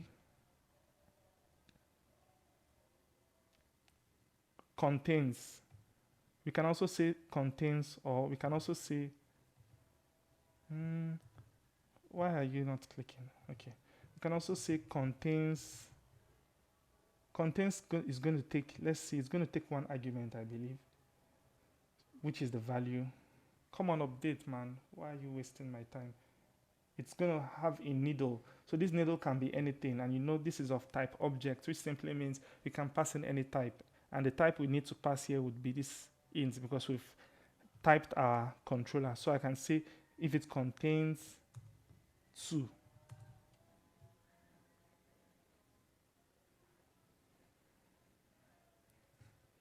Why are you?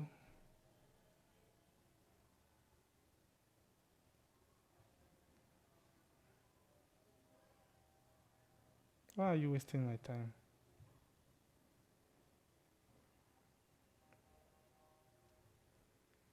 Oh, okay, let's go back and see what the definition. Okay, it contains 2. Is that how to use it?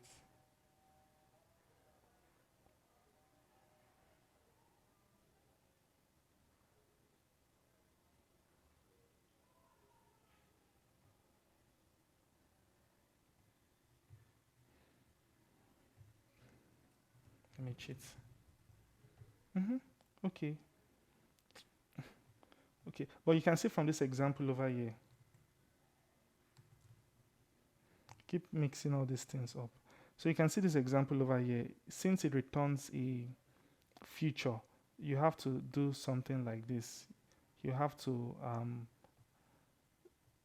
do something like we did. Okay, I've deleted the code. We have to do something like async await to get the value. But I'm not going to be doing that. This is a snippet here. So it's the same thing like we did to check for is empty. But is empty was a getter, but contains is a method. So we can say where, we can say take. But let me check that contains once more. Okay, so we can say take. So we can say, instead of using contains, I don't want to do that. We can say take one. So I don't want to do the future type, because if I do it, we'll have to use async await. So you can see take, what does it do? It just takes one out of all the whole things you say. It just takes one. So you can take one, you can use this. So it means it's just going to take what's the first guy, right? Can you see it? So when you sync in 1, 2, 5, the string transformer, when you sync in these two guys, it's just going to take one, which is the first one. So that's a string stream methods. So there are other methods. There's this last one we're going to talk about, which is the transform. So far, if you've noticed, all these stuffs we've been doing are transformers. Map, take, contains, because they take a stream, aside from contains, I think, they take a stream, and what do? They return a new stream based on a transformation. So when we did where, can we go back? When we did where here, this is kind of like a transformation. This where is called a transformer. So it takes these three values, and it does what? Transform it based on a condition and spits out a new stream, which is what? A stream containing only 5. So now, a lower level API or a lower level method to actually achieve this transformation is by using this transformer, what are they calling it? Transform method. So now, if you go here, I think transform applies stream transformer to the stream. Okay, so I can show you one example, but I'm not going to be using this guy. I'm not going to be using that part, because what I want to do now is that I want to read data from a file.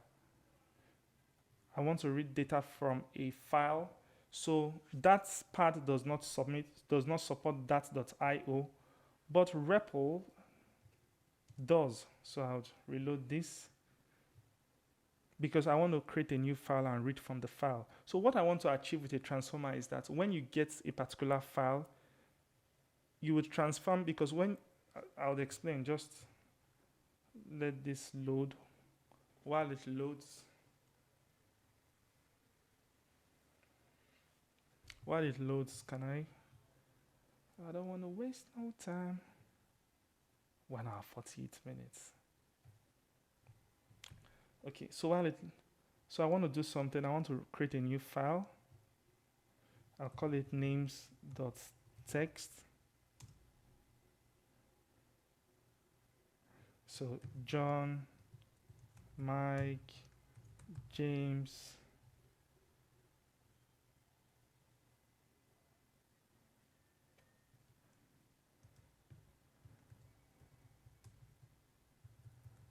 Yuande. Foreign guys will call it Yuande. Okay, so we have this file, and I want to read the file. So the first thing I'm going to do would be to zoom in before folks complain. So I'm going to import can you guess? Async, you guessed it right. The next one I'm going to import would be dat.io, because I told you that part does not support dat.io, but REPL supports dat.io because we want to write to a file. So what I want to do right now is to write a file, and one of the packages that makes use of this streams is the IO package, because I told you that streams are used heavily in writing and reading files, because all this task takes a lot of time. So if you want to read a file, it will take some time to complete. So by default, all those file classes are created using streams. So I could create something like this. Okay, let me make it final. Final file should be equals to file. Then the name of the file, names.text. We'll end this video tutorial with a simple Flutter project. So I better start my emulator because it's going to take some time. So I'll start my emulator.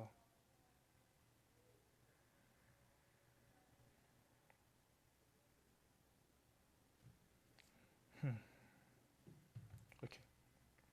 So while that loads, I'm going to be using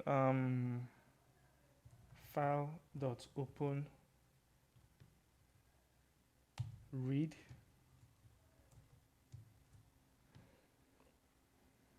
So file.open read, can we hover to see what it returns? Can you see? It returns, take a look here. It returns a string, which is a list of integers. So let me do that. Okay, no. So like we've done before, I can do dots. I'm chaining all these stuffs. I can put my, then the callback, remember callback executes when it needs to.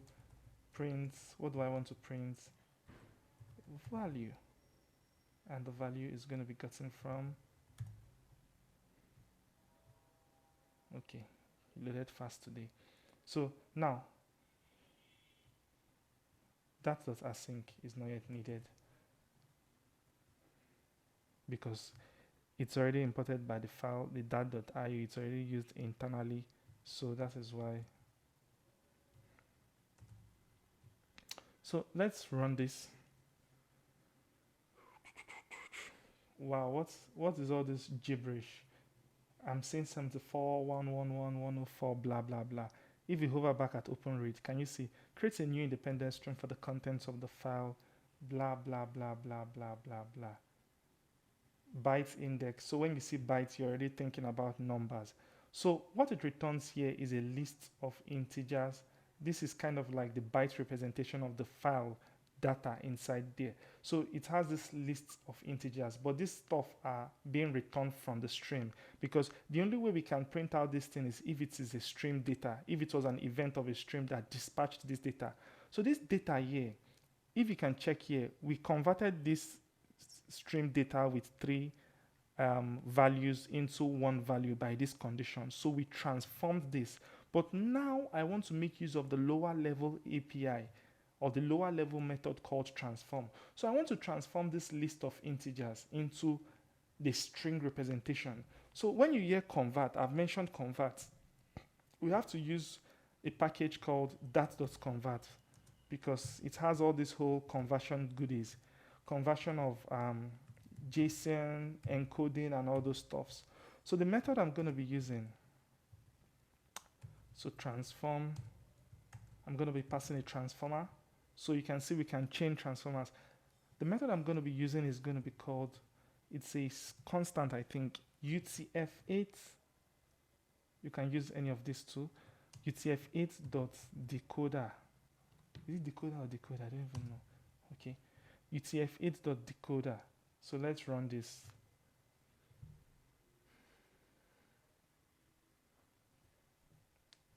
Ooh la la la.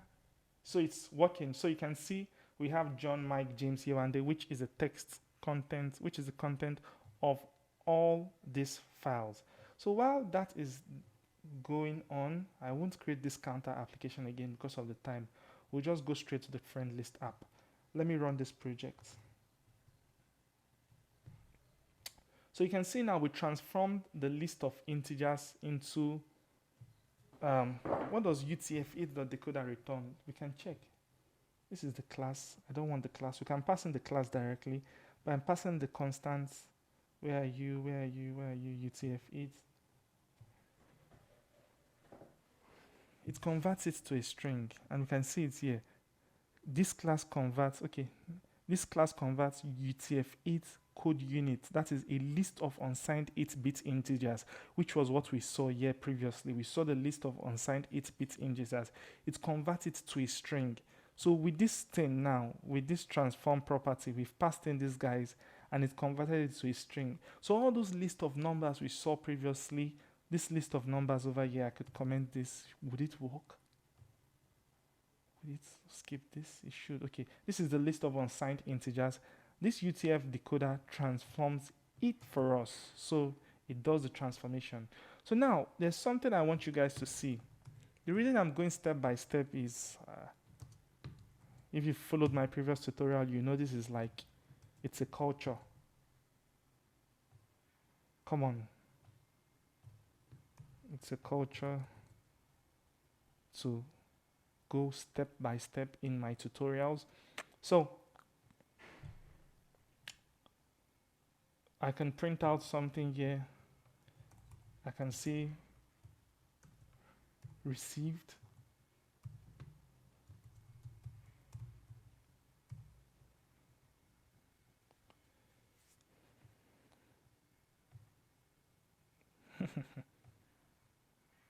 Okay, while that is loading, I'll run this. Can you see received at the top over here? So you received everything once, but now I don't think this is really good. Why? Because it just loads the entire file and spits out the one single chunk over here, and this file is just small, right? So imagine if you had a very large file of like 20,000 lines of text. Would you use this same approach? Are you going to use the same approach? So that means you see a blank screen for a very long time. So a way to actually do that is to also transform it again. And we're going to use a transformer from the .convert library called line splitter. So it's going to be fetching this data from the stream based on the end of a line. So you can see terminated by end of a line or something else. And this our code is terminated by, they are actually values here, although you can't see them with your naked eye. But whenever you press the enter key, it adds a Unicode value. So that's up NEPA in Nigeria. They just brought power. So you can see my battery here. Shame on my country. Okay, so now I would attach another transformer here.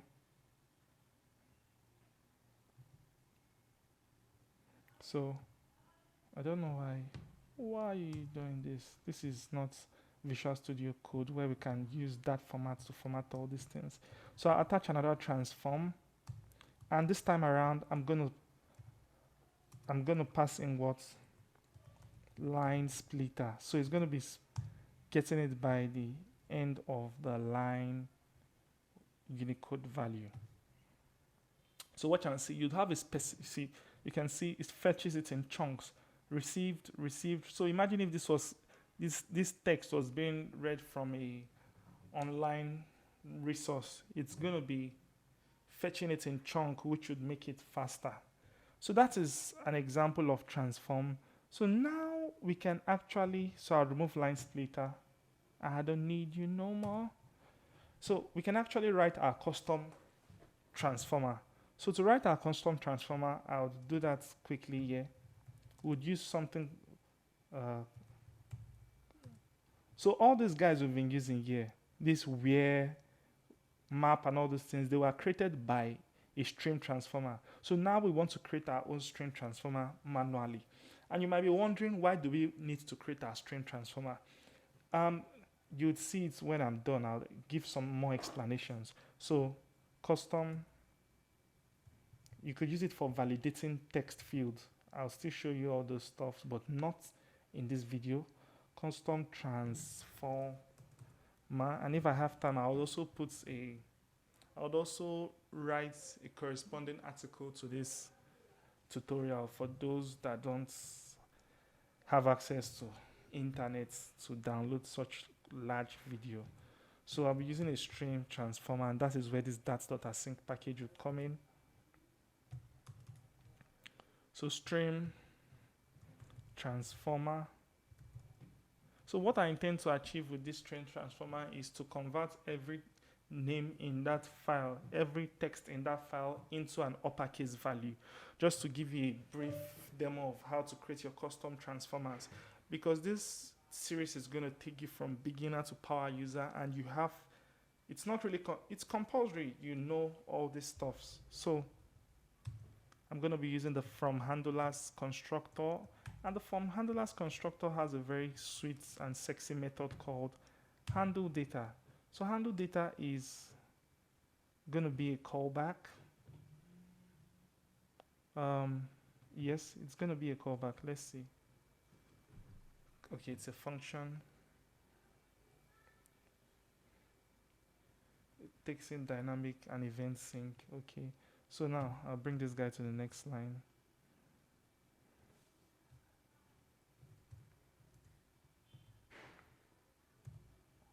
So it's going to take in the value, and it's going to have its own sync. What am I doing? So now it has access to the value coming into it, just like how this UTF-8 decoder has access to the list of ints coming to it, and it now has its own condition to check. When it checks and that stuff passes the condition, what does it do? It syncs the new data into the stream. That is why you have the previous value and the sync command to sync into the new string that you are creating. So sync, like we've used here, is just to add data into the stream. Like we've used here, is just to put this honey pebble into the stream. Cool. So we'll go back here and we have our stream transformer. We can give it a generic type, but before I do that, let me just do this. I'll now say here, I'll just simply say, we can put condition here. We can also create our own custom transformer and say, if the value is greater than 5, add it. So that will be our custom where transformer, but that is not what I want to do in this video. So what I just simply want to do is to do value dot to upper, is it to uppercase? I don't even know. I don't know all this basic stuff. So give value to uppercase. It should be to uppercase or to upper. This is what happens when you use different programming languages. You tend to mix up all these stuffs. So now, after I finished converting this, I want to put another transform. Why am I doing this? I can just do control, like a power user, control, shift, alt, down. Cool. Then, what do I want to do? I want to pass in my custom transformer. Then let's see if it works. So watch here. All these guys were written in the capitalized, which means the first character was in uppercase, but now all of them should transform to uppercase. What am I doing wrong? Can't declare custom, it was already used in the scope. Okay. What am I doing wrong? Let me think. Okay, should it be a function? It was already okay. Can't declare custom transformer because it was already used in the scope.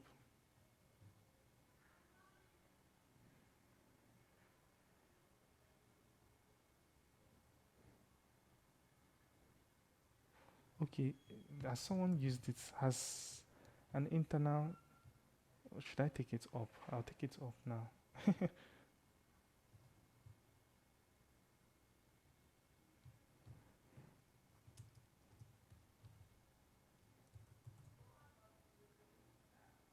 Hey, I've messed up.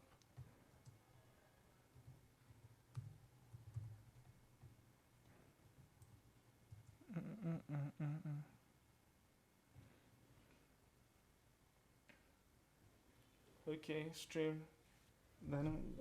Okay, so now it's telling me now. Stream handler transformer. Dynamic is not a subtype of string transformer string dynamic. And what that simply means is this. It means that by default, the stream transformer class, as in the from handler constructor, gives the dynamic generic types by default. And now what we are passing into it is a string, because you know this UTF decoder converts it to string. So we have to explicitly tell the transformer what type of string are we creating? So over here, for the first parameter, which is the value should be what? A string. And the value we are adding, we are converting this sync, the value it is going to add should be what? A string. So that is how this guy works. So if I run this, this should work.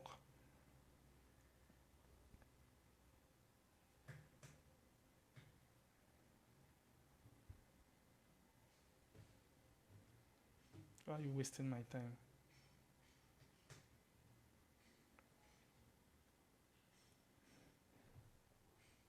Are you kidding me?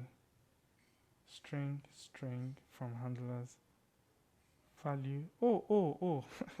Okay, yeah. I'm correct about this based on the previous one error that talked about dynamic. But now, if you notice, I've not made use of sync. I just did the value to uppercase. And remember what a stream transformer does. It takes in a value, and what does it do? It does some transformation and it creates a new stream. And the way you can add data to that new stream is by syncing values into that stream. So now we've made use of the value and transformed it to uppercase, but it is just hanging in memory because we've not actually sunk it into the stream.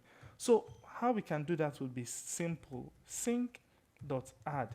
This is the beauty of unedited videos. You see me make all these mistakes and you get to see the reasons why I'm doing all these things. So you can see now, sync.add. What am I adding? The value to uppercase. So I'm adding the uppercase value of this stream. Cool. Lovely. It's working. So that's it so far. And you can see we are making progress here. We have a custom stream transformer. So this is how you do it. So now you might be asking, like, why do I need a stream transformer? Why do I need a custom stream transformer? Am I ever going to use it? Yes, you're going to be using it, because if you want to do something like validation, for instance, now you want to validate if, because we'll be using streams to collect input values from users. So for instance, now you want to validate an input to check if the value, let's say if this is an email validator. Let's say this is an email validator, for instance. I'm not going to rename it. Inside here, we can do if value has the @ symbol, then what should you do? Sync.add. Else, what should you do? Sync.add error. I did not talk about add error. Add error is to kind of like push an error into the stream. So you could actually, instead of doing add, you could actually add an error. An error could be some other shape, but I'll just use this. When you add the error over here, it goes here and the user receives the error, then he acts accordingly based on the error. So when we get to the Flutter part, you would see all these things. But now, back to this example I was talking about. You can check the data the user is adding to the stream, the email the user passed. So if the email contains an @ symbol, add it into the stream. That means sync it into the stream. Else, add an error. So you can now reply with a message that invalid email address. So that's where custom streams comes into play. So I hope you've been following all through, because cool, this guy is working. I'm not going to do this counter app. I'll link you to this guy's tutorial, Didier Bollins. I don't know how to pronounce that name. He has a tutorial on Flutter BLoC where you'd see this counter example. There's no time for that now. So I think we've made good progress, and we'll end going to the final part of this tutorial series. And so far, this is what we've covered. We've talked about BLoC, which is business logic components.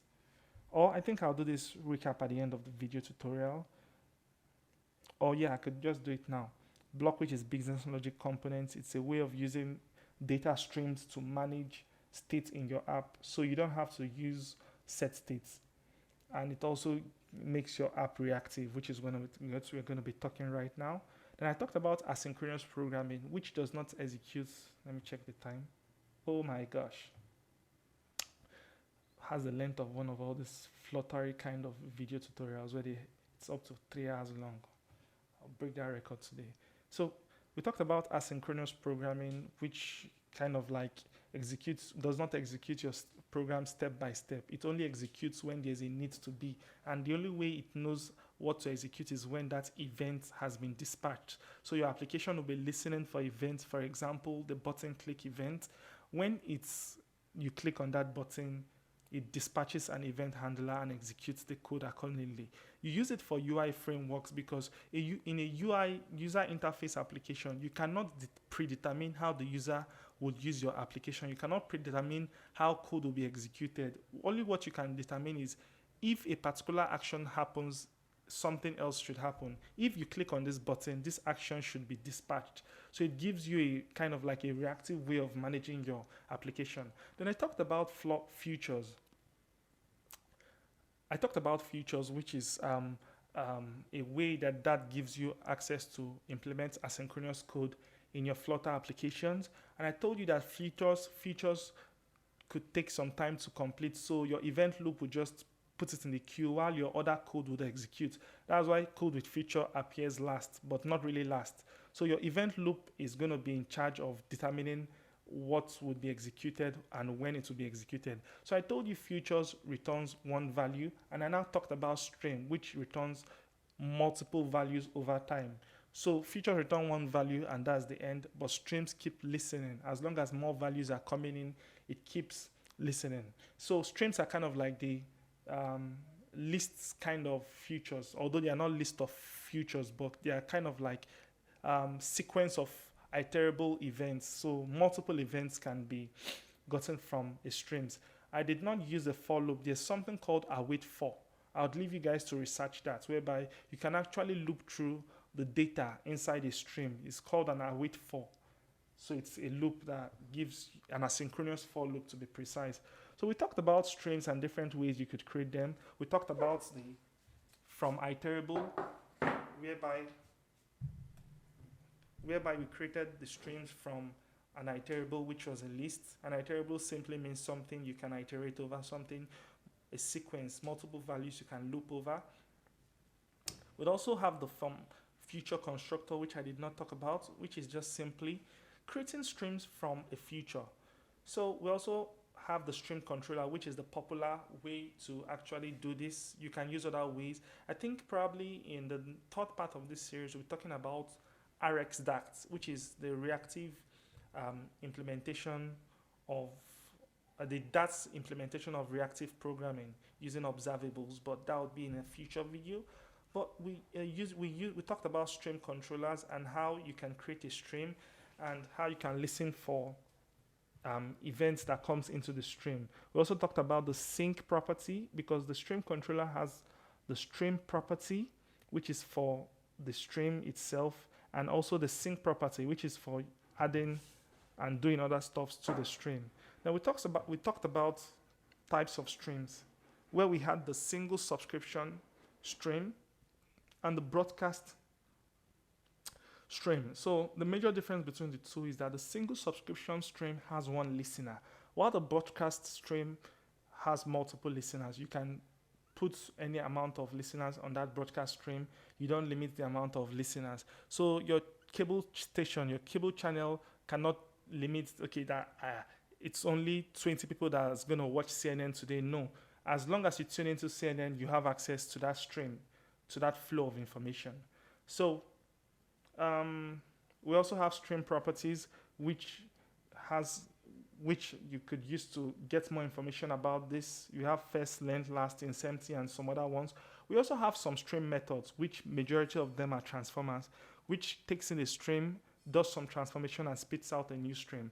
And the last one we did was where we created our own custom stream transformer, which transformed our text from the file to uppercase. So the next thing we're going to be talking about, the next and final thing we're going to be talking about is reactive programming. Then after that, we'll just build a quick app using streams. I've gotten the architecture, the UI in place. Is just for us to quickly do it. So what is reactive programming? Because so far we've been talking about streams and all. So reactive programming, we've already covered most of it, but I'm just going to explain what reactive programming is. So reactive programming is just a way of programming around data streams. So what that simply means is that your application would not be reacting based on how they are arranged. Instead, they'll be reacting based on changes in streams. So the normal way, which is the imperative way of programming, which is the, like, if you're not using reactive programming, it's called like imperative programming. And imperative programming relies on mutable states. So you have something like your if else statement, if this thing happens, or like the while loop example I gave earlier on, whereby I told you you were waiting for a user to click this button, but you have to put a while loop that polls, that checks, okay, is this button clicked? Is this button clicked? Is this button clicked?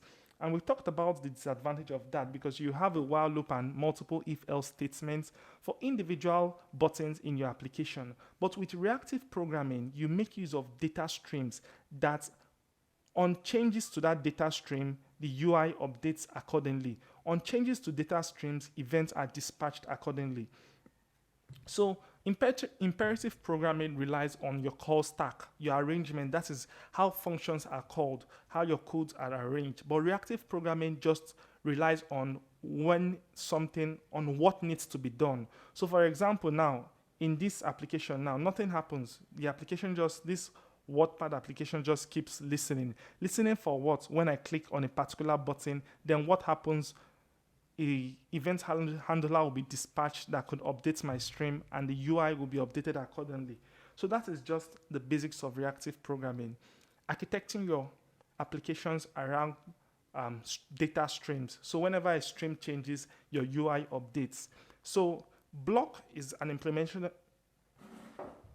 BLoC makes use of streams, so which is kind of like a form of reactive programming, but for advanced case scenarios, we'll be using something called RxDart. But before we touch RxDart, I wanted us to have a very good and solid background with streams. Because if you can be able to understand this video and go to other videos, read the documentation, and be at least comfortable that you know what you're actually doing, that's a plus for you.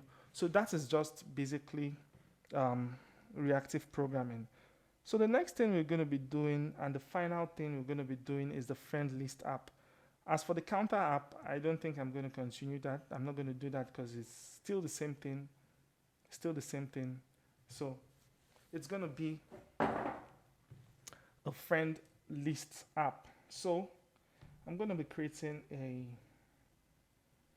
should pause this video and do this, but if I pause this video, my recorder might hang and I can't record this video twice. So I'm going to be using a stateful widget, and I'm going to call it friends. Is it friends list or friend list? Friend list. Okay, cool. And you'd know why I'm using a stateful widget as we progress. So it's going to be a simple app that's going to have a button, a text field at the bottom. Then it's going to have a list of friends you have over here. So now to create that, I'm going to just update this. What am I doing? We're going to be creating this app using purely streams and streams alone. So you see how the application reacts to changes. So Flutter app, title, counter app. Okay. So before I reload this, let me just quickly scaffold. Should I zoom in? Oh, I hope you guys can see this. Yes, I believe you can see it. So, I need a new laptop. Okay, so for the scaffold, we're going to pass in the app bar, and the app bar is going to be, have a title, and the title is going to be, what am I doing? It's going to have a text, and it's going to be called friend list.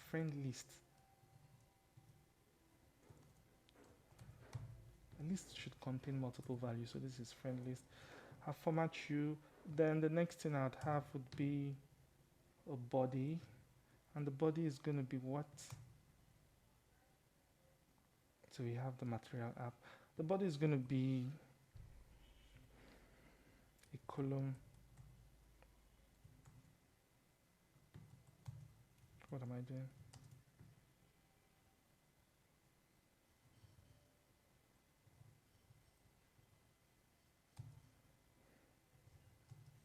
So let me save this thing. It will give me an error. Then I'll have to do a hot restart. And the reason for the error is, oh, it didn't. Wow. Okay, yes. The reason why, I'll explain why, because I love explaining. The reason why it did not give me an error was the previous, um, widget that was here, the to-do widget that was here was a stateful widget. That's why when I created a friend list widget, it still worked the same way. But if it was a stateless widget that was here and I created a stateful widget, when the Flutter tries to read this home property over here and it sees a stateless widget, it is going to complain because stateless widget does not equal stateful widget. But now stateful widget equals stateful widget. That's why it did not give me this error. That's why when you are converting a widget from a stateless widget to a stateful widget, you have to do hot reload instead of hot restart. So that is why I don't have any error here. Cool. So now let's continue. So we want a column of what? Format this code. Then we want the column of two things. Remember I told you we're going to have the list of friends here and we're going to have a text box, a text field at the bottom. So the first stuff I'm going to do would be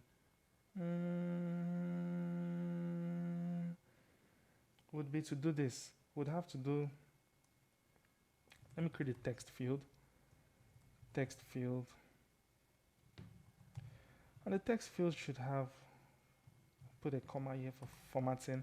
So the text field should have a decoration, which is an input decoration. I think I'm correct. Input decoration, and I need a border outline. Am I correct? Border, is it border? Yeah, border radius outline. Is there anything like that? Border outline input border.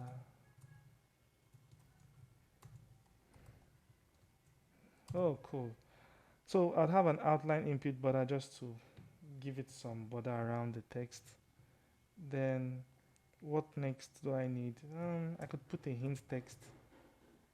Hint text could be, so I don't know if it's a widget. So what do? I hover on this hint text property and you can see it's a string. So that's how I know. I don't have everything in my head. I just hover and I see the attributes that this stuff needs. So I would say enter new friend. Cool. So what else do I need? Text field, then unsubmitted. Unsubmitted should be equals to an empty field for now, but it's giving me an error because it needs a required parameter. The argument type null can be assigned to parameter type void string. So unsubmitted is going to take in this value. So I'm just going to say query, or I can say value. So now it won't complain. And how do I know? I just hovered on the error and I saw it. Can you see? Function that requires a string. Cool. Not magic. Always check on all these things. If your code does not have IntelliSense, you hold down Control, click, and you go to the text field definition and see how things works. Instead of running to Facebook groups to ask basic questions like this, like I see almost every day on Flutter groups. So cool. So let me save this guy and see. The guy should be up. Yeah, it's up. So what I can do to this would be to wrap it around the padding widget. Oh my god, I love Flutter. Oops. So I hold down Control and full stop. And I'll do wrap with a new widget. And the widget I want to wrap it around is a padding widget. And I'll pass in the padding of edge, control space for autocomplete.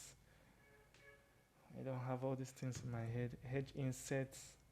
That's all, and the value of 8.0, I'm going to be using the material design specification, which says you should be doing stuff in multiples of 8. So it's going to give me a nice, sweet padding. Cool, can you see? So now the next thing I want to do, I think we're done with that. The next thing I want to be doing would be to quickly create the other part of the column. The other part of the column, which is the top part, and I'm going to be wrapping it in an expanded widget because I want this guy to be pushed to be pushed down. So I'll wrap it in an expanded widget, which is a sexy widget that takes up the remaining space in a stretchable container like a column or a row. So the child I'm going to be passing would be a function which I'm going to declare outside, so I would not have spaghetti code. So I'm going to say build friend list. Okay, build friend list, and over here I'll come and declare this friend list. So it's going to be a function that is returning a widget. So build, I'm lazy now, I'm tired and lazy, so I'll copy this guy. Build friend list, and it's going to be doing what? It's going to be a function that would return something, and I want you to return I don't know. I want you to return a list view.separated. So what is a list view.separated? A list view.separated is a list view builder that gives you an extra opportunity to add a divider. So a separator. So the separator I'm going to be adding is a divider. Am I correct? Then now I'll pass in the builder, the item builder. IntelliSense saved the day. So divider, oh my gosh, what am I doing wrong? Okay, you can see, always learn to read errors. So you can see the separator builder, it says that it's the argument type divider can't be accessed to a parameter type widget. So the separator builder, whenever you see a builder, it means that it requires a function because it is going to be building whenever this list grows. So it is going to be a function with one single argument, which is the int parameter. And this int parameter is going to be what? It's going to be the index. But I'm not using it for anything, but we'll just put it there. So build context, okay, it needs two. It needs the build context and the integer. So the build context is like, okay, where am I going to be building you? So I'll pass it here. It's just going to get it from the parent. Cool. We're done with that error. So now it's going to be complaining that it needs item.count, I think. Can you see? On divide client widget, okay. It's obvious I'm getting tired. Don't be like me. If you want to record tutorials on YouTube, have a video editor so you can cut it, because it's not good to sit down for long. So now the item builder, I don't want to guess what it needs, although I know, but I just hover and you can see it needs what? The same thing, a context and an integer value. So same thing. I'm going to do context, and you can see Visual Studio Code is awesome. The IntelliSense is top-notch, and it's good to go, unlike those online code editors. So it needs a return type of widget. So what do I want to return? I want to return a list tile. Oh my gosh. Put this. And the list tile is going to have a title of... oh my gosh, it's a widget, right? Okay, text. Let me just put this now so this error would go out. So now this list viewed or separated, before I even go there, I know what it needs. It needs kind of like an item count because this is a builder.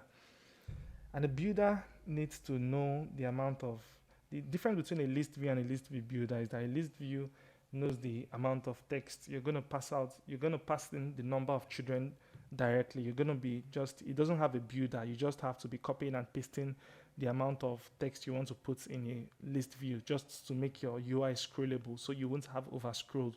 But a list view builder builds as the item scrolls into view. So if you have 20 items and first of all it loads the first 10 items, then when you scroll and the other items need to be shown, the list view builder helps you to do that.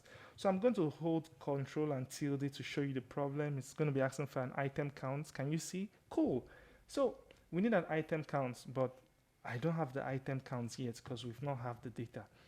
So item count should be 2 for now. Let me save this and see what happens. So first of all, this guy is going to be pushed down. Cool. Can you see item count? Hello, hello 2.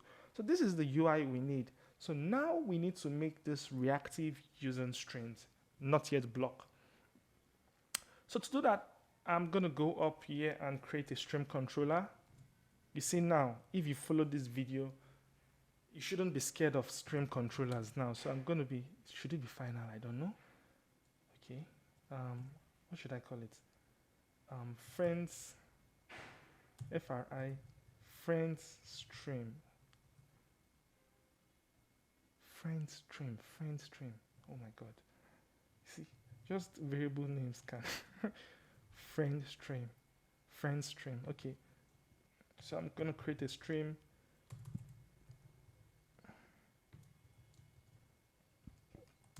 Is it going to be a broadcast stream? Nope. Why? The rule of thumb is always create single subscription streams first of all. Then when your application complains, maybe if you're writing your code during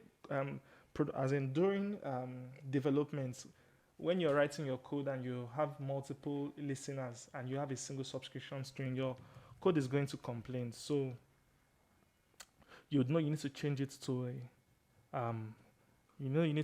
a broadcast stream. So as we progress, I'll explain why I'm using a single subscription stream over here. So they said the stream controller is not defined. And can you guess why? Simple. Because we need to import the dat.async package. Like I explained previously, the dat.async package gives you access to asynchronous programming in dat. And you have the futures and the streams. So cool. We have this working. So now it's going to be complaining that whenever you create a controller, you have to close the controller. That format is awesome. Flutter is awesome. Visual Studio Code is awesome. And it tells us immediately. So if I hover here, show me, man. Can you see? Close instances of this. So if you don't close this stuff now, your application, even though your widget is no longer, for instance, now if you close this particular, if you have multiple screens and you've closed this screen, if you don't close your controller, it means that at the background, that controller will still be listening for events when even the widget doesn't exist anymore. The widget is no longer in memory, but at the background, your controller just keeps being open and listening for events. At the end of the day, that's memory leak. It's going to be taking system resources even when you are not using it. So if you make this mistake in about 50 places in your app, it's going to tell on your memory and it's going to slow down your application. So you can see here with that format, it's prompting us that we always have to close our controller. Okay, this is friends controller, not stream. Friends controller. So we always have to close this controller. Where do we do it? Simple. In our dispose method. Because in the dispose method, this is the method that is going to be called when your widget is being unmounted. I'm going to use the React term when your widget is unmounted, when it no longer exists. So here you can do your housekeeping. Housekeeping simply means you want to do stuff like closing your controller. So when this widget is being removed from the stack, you want to clear some stuff. And what do I want to clear? I want to say controller.close. Cool. I don't have the error again. So now this is good. So now the next thing we want to do would be, we have the friends controller. So we can quickly create something. So I can create a list of what? List of string. Friends should be equals to an empty list. Okay, so it should be I could just put by default Jimmy Fallon for now. I could just put that as the default guy first of all.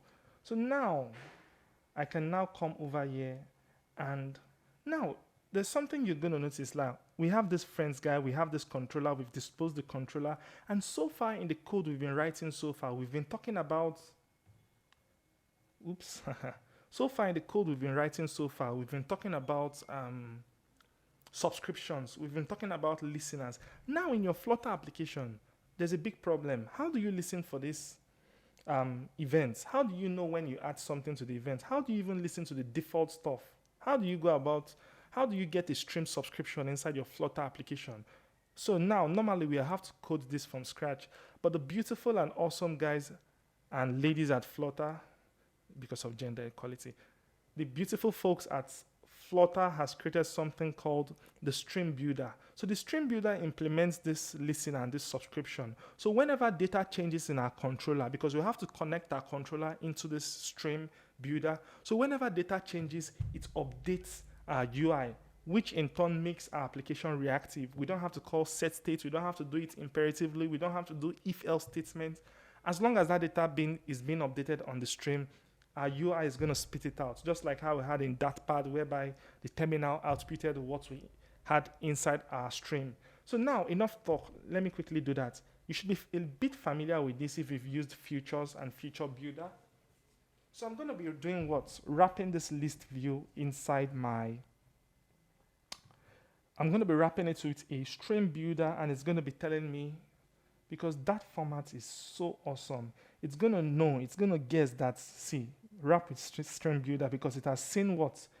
It has seen a stream controller in my code. So it already knows that, okay, that you want to do something with it. So I have my friends controller dot stream connected, voila, as simple as that. So now we need an initial data, right? What's going to be the initial data? The initial data should be friends, right? Because I just want us to see this stuff first of all. There are two ways we can actually pass this initial data. The Stream Builder gives us a very, very sweet way to do that. Oh my God, Flutter is awesome. So we have the initial data, which is going to be friends, right? I think I should make this guy private.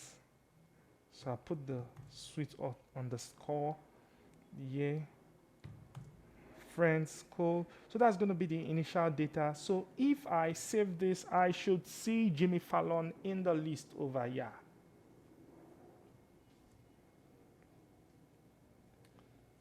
Why are you doing this to me, man? The answer is simple. Stream Builder is a stateful widget, and you need a hot reload to get that working. Oh, initial counts too. There's going to be some. Okay. So we have Stream Builder object. It's not Stream Builder string, although that's not important, but. Okay, we've not.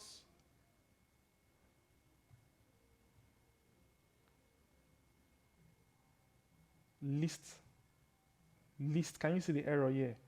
Let's hover. Can you see the argument type list of string can't be assigned to the parameter type string? So let's go here. Can you see this friend is list of strings? So we have to make that also match. List of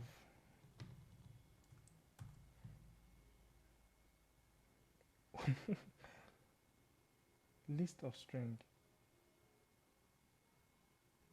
The argument type string can't be accessed to. Friends controller.stream. Okay, yes. So you can see again, the argument of type string can be appended, blah, blah, blah, to stream list string. So yeah, currently our stream is just a string, but now we've changed it to a list of strings. So what do? We come over here and change it to what? List of string. Always read your error messages. Like I said, this tutorial is going to be focused at beginners. That's why I talk about all these stuffs.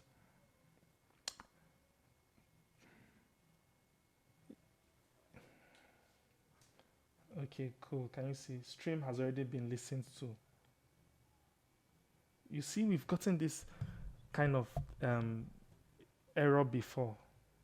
We've gotten this type of error before. So before I correct that, what you just need to do is a hot reload. So before I correct that, I want the item count to be friends friends.length, because that's going to be the guy we'll be manipulating.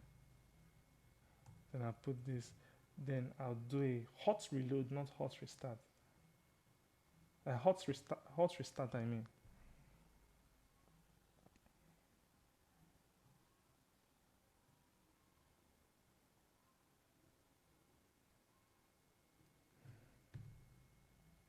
Okay. So stream friends, initial data friends.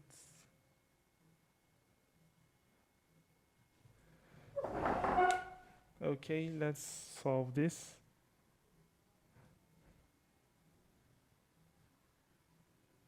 Why is it showing me hello? Okay. So I know some of you must have picked that up already. So the reason it's showing me hello is because over here in my list style, I manually put hello. Instead, what I needed to do was to put this because the text widget requires a string, so I have to do the string interpolation, and I'm going to do snapshots because look at it. This stream builder gives us access to the context and the snapshots. While you can see the list view builder gives us access to the context and the index. That's the index because it's a list. It has to know the index. But for the stream builder, it has to know the snapshot, like snapshot, which means the current state of the stream. So the current state of the stream is going to have the data inside it. So I could just simply do, because this stream is going to be a list of string, I could simply do snapshots dots. But when you do dots, whenever you have multiple, whenever you want to go into a variable, you have to wrap it in curly braces. So I'll do, but if you did not have these dots, you can just do $sign and the variable name. So snapshot.data. But before that, look at control space. Just look at all the whole functionalities the stream builder gives us. It can show us the connection state, whether we are connected to the stream. It has access to the data. It has access to error. It has access to has data. We're going to be using this very shortly. So, but now quickly, I'm just going to do snapshot.data. It's going to give us what? A list of string. What particular one do I want to show? How do I access it? I access it by the index, which is the index of the item builder. Then I'll save, and we should see Jimmy Fallon here. Good old Jimmy Fallon. Cool. I know it's small, but I hope you can see it. So we're making progress now. So now the next thing I want to do quickly is that okay, but before I do that, I can just quickly come here and let's implement this add to the stream. So watch what is going to happen here. Very awesome stuff is going to happen here to show you the power of reactive programming. So I'm going to do here add friend, FRIEN, add friend, what am I, and the friend is going to be what I need a value. So watch and see what happens here. I'm going to take this value and I'm going to do something. I'm going to do friends dot add. So what am I doing now? I want to add to the list. That's the first thing to do. I update the list with a new guy I'm going to add. I'm going to pass this function as the unsubmitted function to the text field. So when I add to the list of friends, which is this, then what do I do after that? I now do friends controller dot stream dot no. Remember, the stream controller gives us two properties, the stream and the sync. So I need to add. So I'll be doing sync.add. What do I want to add? I want to add friends. Okay. So when I update the friends list, what do I now do? I now add the friend list. So add friend. Then I'm going to come here and do, in the unsubmitted, I could just pass in the stuff like this. Okay, I could pass it directly, add friend, but I'll still change it. I'm doing all this stuff to just make this, I don't need to pass the value because unsubmitted would automatically pass the value. So when I do add friend, okay, so approximately 3 hours then. So when I do this, I could come over here.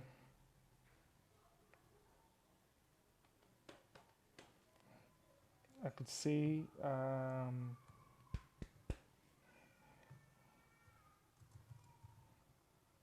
Ramsey Noah. Then I click on enter. Whoa, lovely. Can you see Ramsey Noah is being added? But if you notice, the text doesn't clear. So to solve that, I'm going to go up here and create what? A text editing controller. So I'm going to say text controller equals to text editing controller.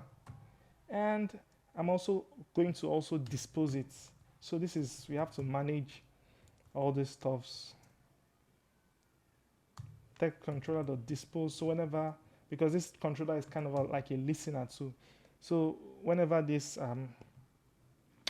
widget is being unmounted, you should also dispose that controller that listens to that text. So I'll go back to my text field and connect the controller to, so I'll do text. Are you there? Controller. Cool. So now instead of doing this, I want whenever I click on submit, I want something to happen. So I'm gonna do it this way. So add friend would now require what? The value, which I'll pass here manually. Then I'll put this. Oops, what am I doing? Then I'll pass the value here. So this value being passed here is the value that will be received over here. So when I add the friend, the next thing I want to do is I want to say text controller dot clear. Lovely. So now I'll save and I can now say Jim. Oops. I can now say Jim Ike. What's up, homie? Cool. Can you see the text is being cleared? So now the last thing we're going to be doing, is to remove this initial value. I don't need you. I don't need Jimmy Fallon. So let's see, would there be an error? Okay, I'll do a hot restart. I don't want to see you again.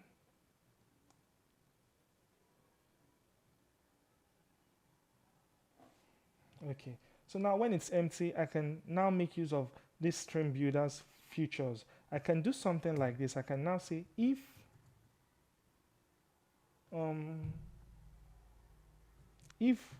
snapshots dot has data, if the snapshot has data, I push this guy up. Oops, what am I doing? Try return statement. Okay, because we've not handled the else. So if the snapshot has data, do this. Else, I don't want to put else, so I'll just return it, because if this guy executes, this guy will never execute. So return is going to exit from the function. So return, what do I want to return? I want to return a column.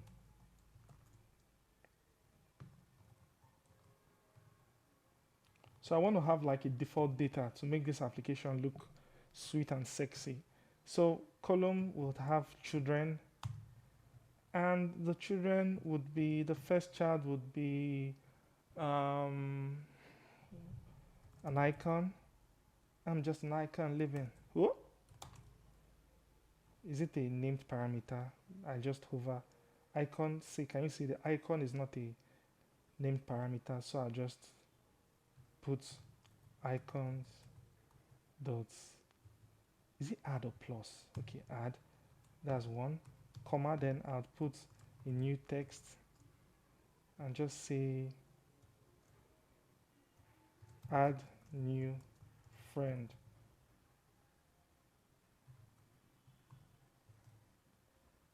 So you should see our I column. It should be up here. Where are you, man? Okay. If snapshot does has data. Okay, initial data friends. So I remove the initial data because I don't need that initial data anymore. So I'll save that. We don't need the initial data because we just want the stream to be as it is. So however the stream was created is how we want to receive it. We don't want to pre-populate it with some data. So I've removed the initial data over there. So you can see now, if snapshot does has data, it should show the list view. Else it should show this guy. Can you see? Add new friend. So now we have to bring this guy down. So to do that, we'll do main axis alignment. The reason we are doing main axis alignment is because the column arranges stuffs vertically. That is from top to bottom. So the main axis is the y-axis, which is this axis I'm hovering about. So I could do the main axis alignment to be center. And we have it over here. Whew, I'm officially tired. So this is the final stuff. So you can see add new friend. When it is empty, add new friend. So I can now add, who am I going to add? Who is my friend? Oh, lovely. Ariana Grande. Not like friend zone friend, like girlfriend, you know. So, cool. Our app is working, and if you see,